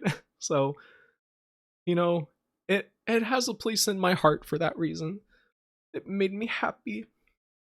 And I like that it was just nice and short. It's like something you can sit down and play in one afternoon. And it was never going to overstay its welcome. But I don't really know what else to say about it. It's hard to know what to say about these games because I've already played them and talked about them while playing them, and then I summarize my thoughts after playing them, and then I write a review for my website. And it feels like I've already just like said everything that I can say about them sometimes. But yeah, great game. I would really recommend, if you didn't watch the stream, or even if you did, play the game for yourself. You can get it. It'll only take you a couple hours to play through, and I don't think that you'll regret it.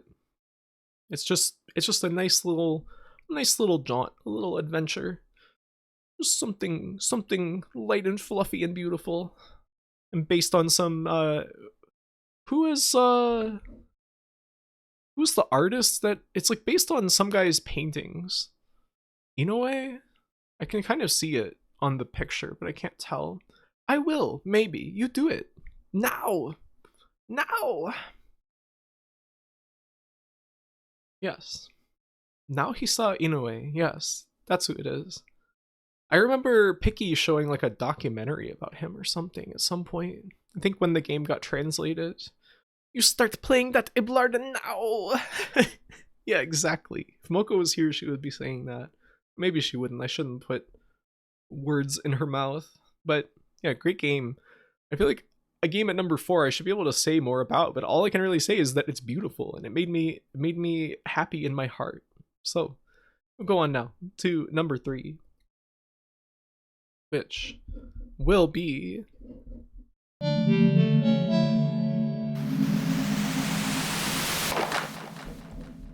Dreadout 2.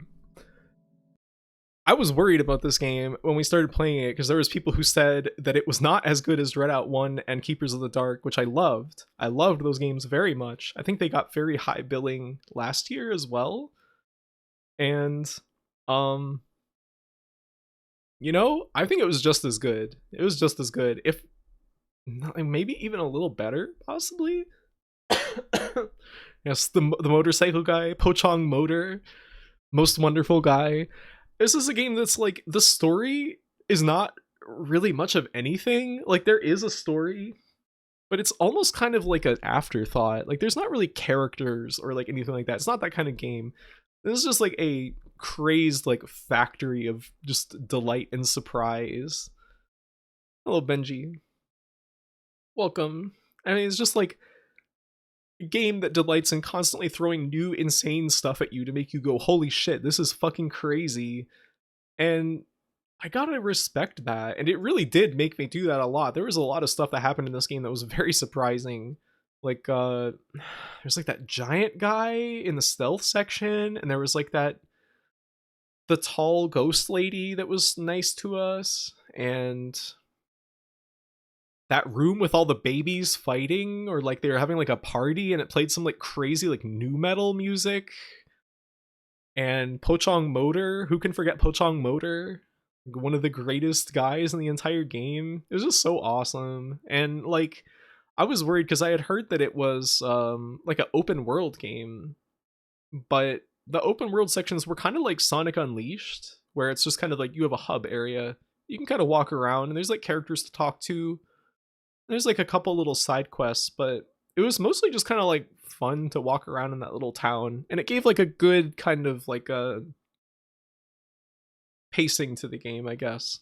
Because you get like the parts where you're doing the horror sections, and then you get the parts where you just get to chill and walk around, and it was cool. It was cool.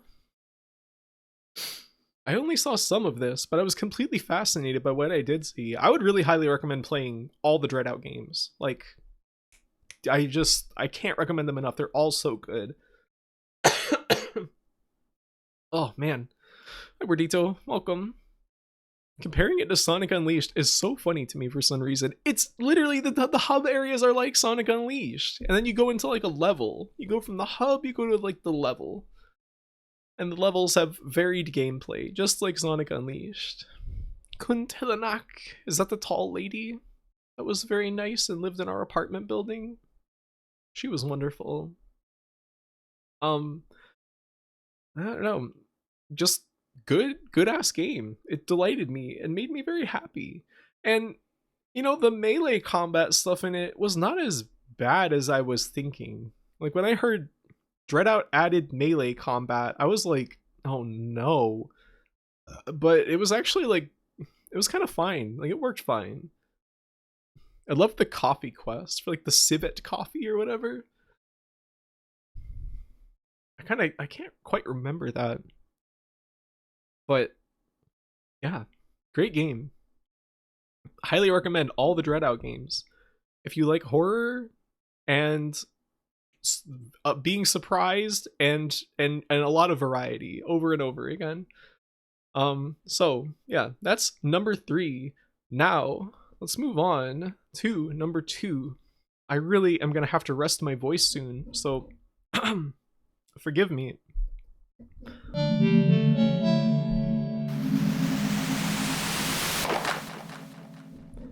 Number 2, Germs. What can I even say about Germs? It's like one of the craziest games I've ever played in my entire life. And it has kind of like a special place in my heart. Hello, Muer.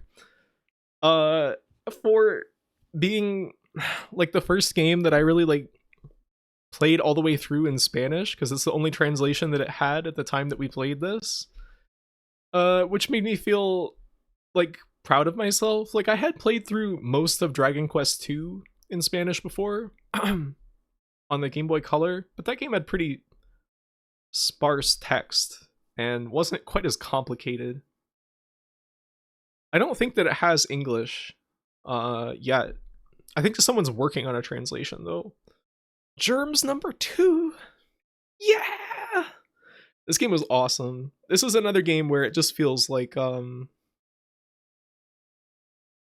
it just, I was like totally made for my weird ass brain. And it was like the heavy emphasis on using public transit and like, I don't know, just like the Kingsfield style like bizarro combat that kind of like wasn't good, but like I appreciated that it was there. And just like the atmosphere and like the weird city that was just like monochromatic buildings that was like way too detailed for its own good. Well, maybe that's like, it was like more detailed than it really needed to be. Just driving around in that weird little car and stuff and like exploring all the buildings. It was like so, guys, like nothing like this anywhere. Nobody has ever made a game like this before or since. And I just love it. I love it so much.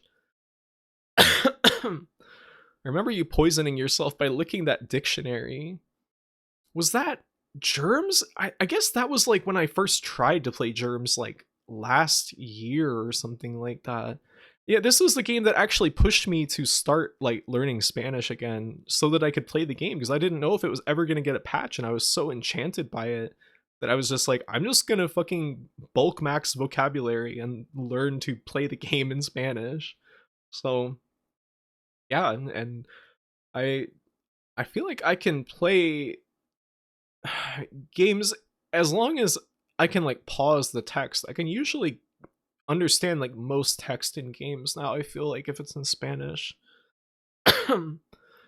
Nah, I looked for a copy of this, but it's really expensive. I would imagine. It seems like it's like super niche game, probably didn't get produced very much. very many copies. That was awesome. What, me getting poisoned? The English patch has been in the works for 1,000 years. Yeah, it's that type of game, kind of like I'm trying to think of like Moonlight Syndrome, stuff like that. Baroque. Though Baroque finally did get an English translation. The Spanish graphite arc has been cool to see. I'm glad. I've been having a lot of fun, and I don't know. I don't want to be another monolingual American, so yeah. I don't know. It's been kind of a nice ritual. I do my flashcards every morning, and I just like a little thing that I do every single day as part of my routine. It's nice. Games like this that were made by people that never made video games before are so special. I mean, it's like very much doesn't adhere to most of the conventions you would expect of a lot of games. Just very crazy. And reading all the emails and stuff, people emailing us to like tell us about tips on weird things happening in town. Like everything about this game was so cool. So, you know, until the English version comes out, you can always watch my VOD if you want to experience this game and see what kind of total craziness there is out there as some mysterious alien disease takes over your hometown. So cool. Nah, the Lady Stalker English translation is never coming out. I didn't even know that it wasn't translated. What even is Lady Stalker? It's another one of those like Dark Savior and stuff kind of games, right? Oh, Voig. So cool. Whoa. Ah. Oh man. It's written by the Dark Savior, Blue Stinger, and Illbleed guy? What? What? Written by the same person? What? That's gotta be something special. I was watching you play Blue Stinger and just reliving that game vicariously. You're in that place with like the electrical cables and stuff. Graphy is delighted. You know, I am often in that state, yes. Those are the only 4 games he's credited for scenario. I'd like to play Illbleed sometime. I've never played it, but I've seen it played a number of times. Hold up. Blue Stinger keeps reminding me of Dark Savior. How so? I'm very curious about this connection. Dark Savior looked like one of the most miserable video games ever made when I was watching it. I'm gonna be real with you. It was kind of amazing. When Doro hit the piranhas, I had like a nostalgic wave. Oh my. You have to throw the piranha melting shit, or piranha poison or whatever it was in the water. Raphy Illbleed, yes. I was watching Margot play Illbleed, and it was making me feel like, oh, I wanna play this. Also takes place on a weird high-tech island full of baffling story choices, and they also both have a billiards-based puzzle in a bar that leads to a basement. That's great. I mean, there must have been, I wonder if they had like common staff outside of the scenario writer. Yeah. Oh yeah, number 1. Let's go on to that now. Thinking too much about Blue Stinger. Blue Stinger was that last year I played that? Anyway, let's see. What's number 1? What do you think? You probably already know if you've been around. Yes, number 1, Game of the Year, Steven Sausage Roll. Game of the Year all years. One of the best games I've ever played in my entire life. I love this game so much. Game of the Millennium. Great game. I don't think I've ever been so satisfied by a game before. And like your brain got cooked 1/4 at a time playing this. It certainly did feel like that at times. Can you draw Steven? I like how you're asking the same way that you asked me to draw Werehog Sonic. Hello, Hotson. Every time you played this game, you made me vegetarian, hungry. You wanting that sausage? I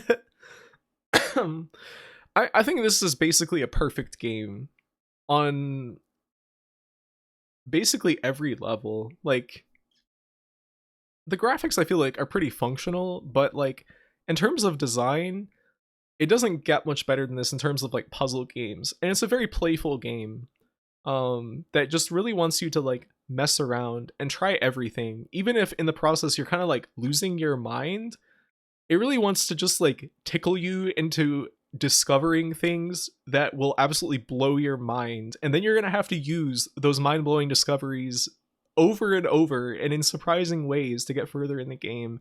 I thought that the difficulty curve of this game was awesome. It was like pretty much perfectly tuned. And the puzzle design, just the way that there would always be just kind of like nothing was ever extraneous. Just simply like the design of the areas themselves was often like an implicit clue for how you were supposed to approach things.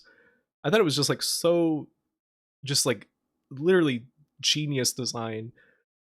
I love this game. It was just so satisfying. And I always thought, when I first saw this game, I thought I can never play that. I could never play this game. I'm not smart enough. It looks like it's insane. Nobody could play this. Certainly not me. And then I cleared it with very, very few hints. Like most of the time when I got hints for this game, it was basically stuff that I already had figured out. And the hint basically just kind of like gave me confirmation that that was like stuff that I needed to focus on. Yeah, great game. If you are interested in this game, but you feel like it's too hard and that you couldn't play it, try it. Just give it a shot. Tell yourself that you can do it, and give it a nice try, because it's really satisfying. And if you like puzzle games especially, they don't get much better than this. Try using Blender to help. Yeah, I did have to use Blender a few times to like diagram the puzzles and like simulate things. Hold on, I gotta cough again. Oh man, I'm reaching the limit of my voice today. We are Brit gaming. Well, we did play Normality and Realms of the Haunting and this. That's a lot of British games. It was so much fun to watch you play. I feel like I was inspired to play this by watching you play Drawd, Bill. I was like, maybe puzzle games can be good stream games. Though I don't think I would stream Baba's You.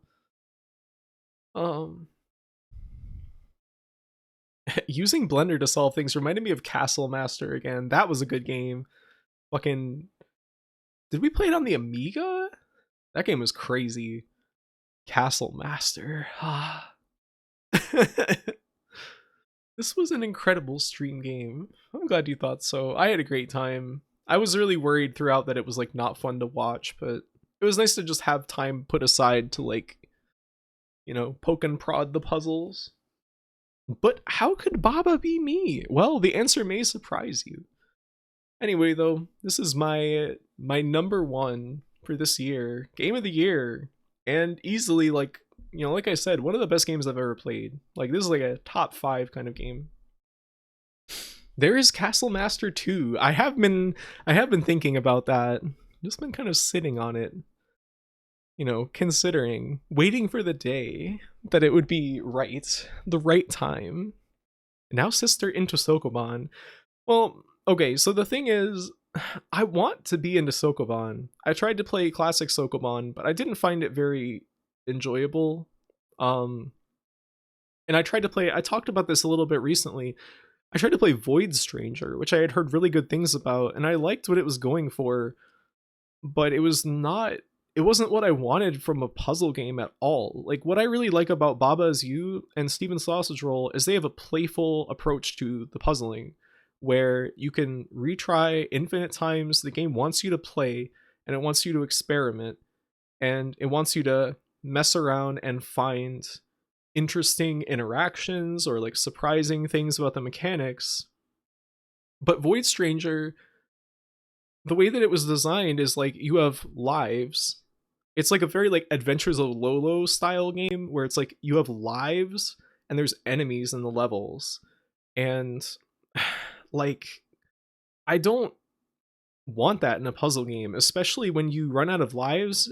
You can continue the game, but you're going to miss out on story content.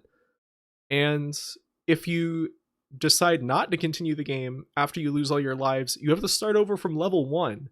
And there's 250 something levels in the game. That's insane. You'd have to play the game multiple times through like over 200 levels to see all the story and stuff.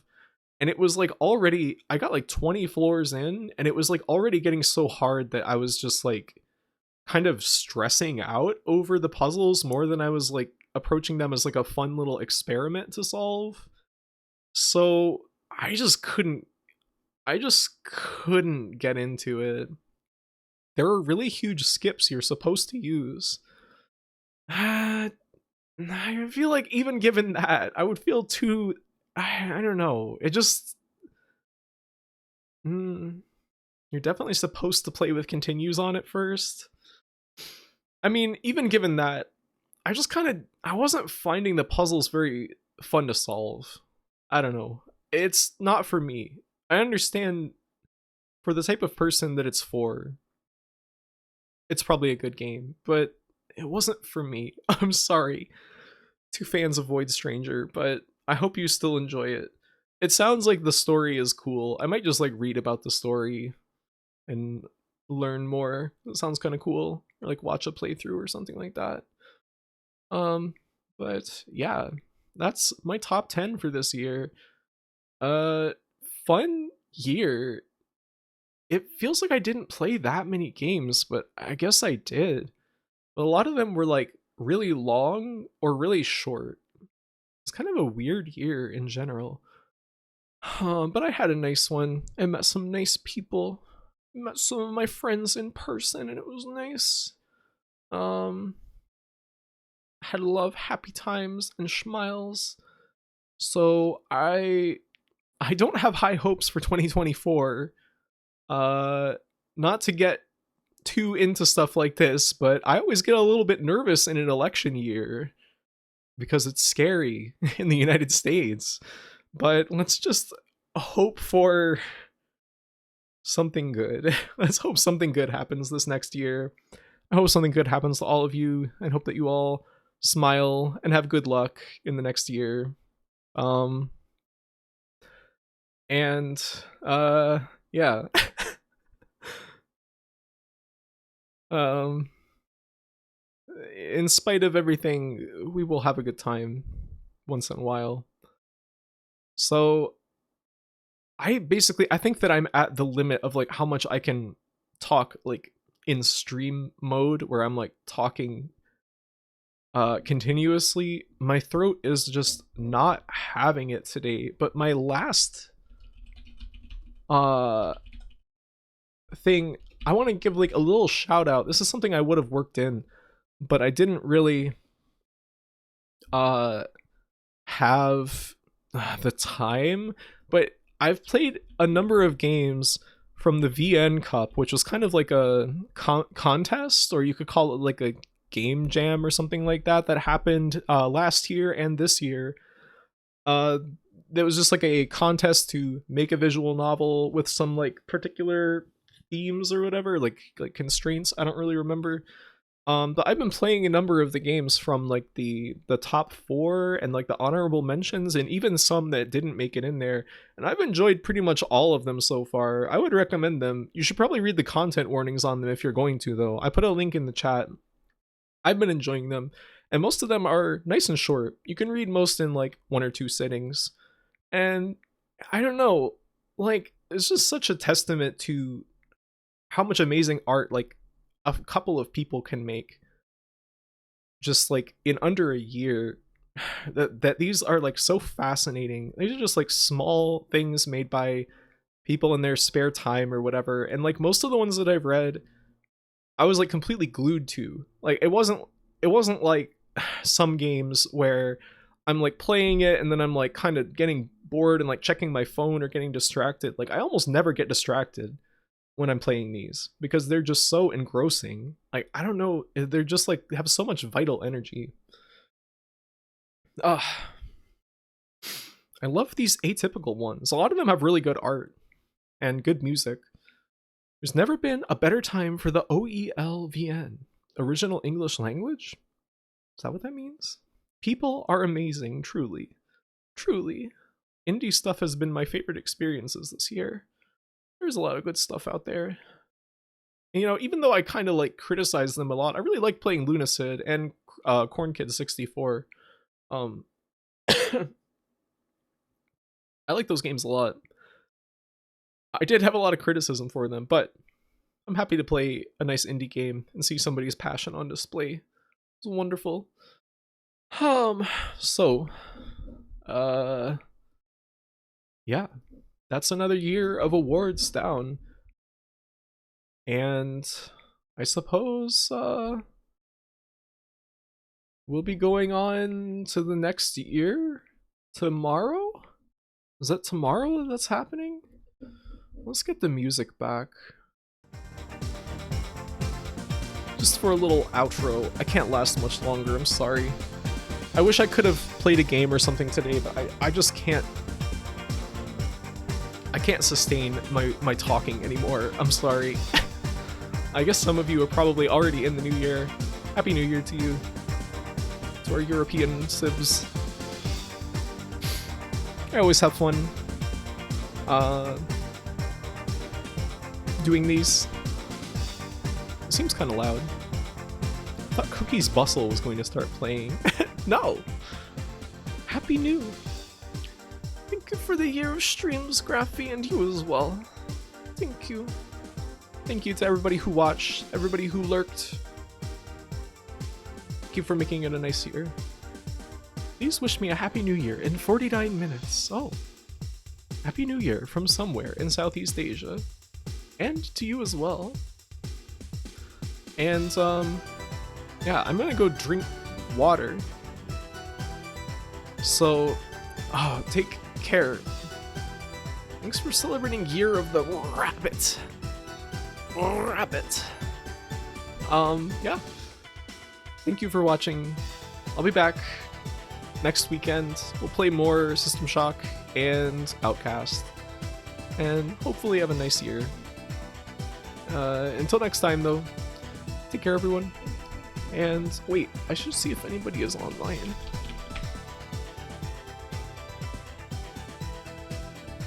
Oh, Doro. She's playing Blue Stinger. Oh. Well, we have to. I know that I just rated her for this yesterday, but you know, Blue Stinger, it's just that good. I can't not raid somebody if they're playing Blue Stinger. It's Christmas Day over there. Wow. Doro must be existing in some extreme space-time distortion.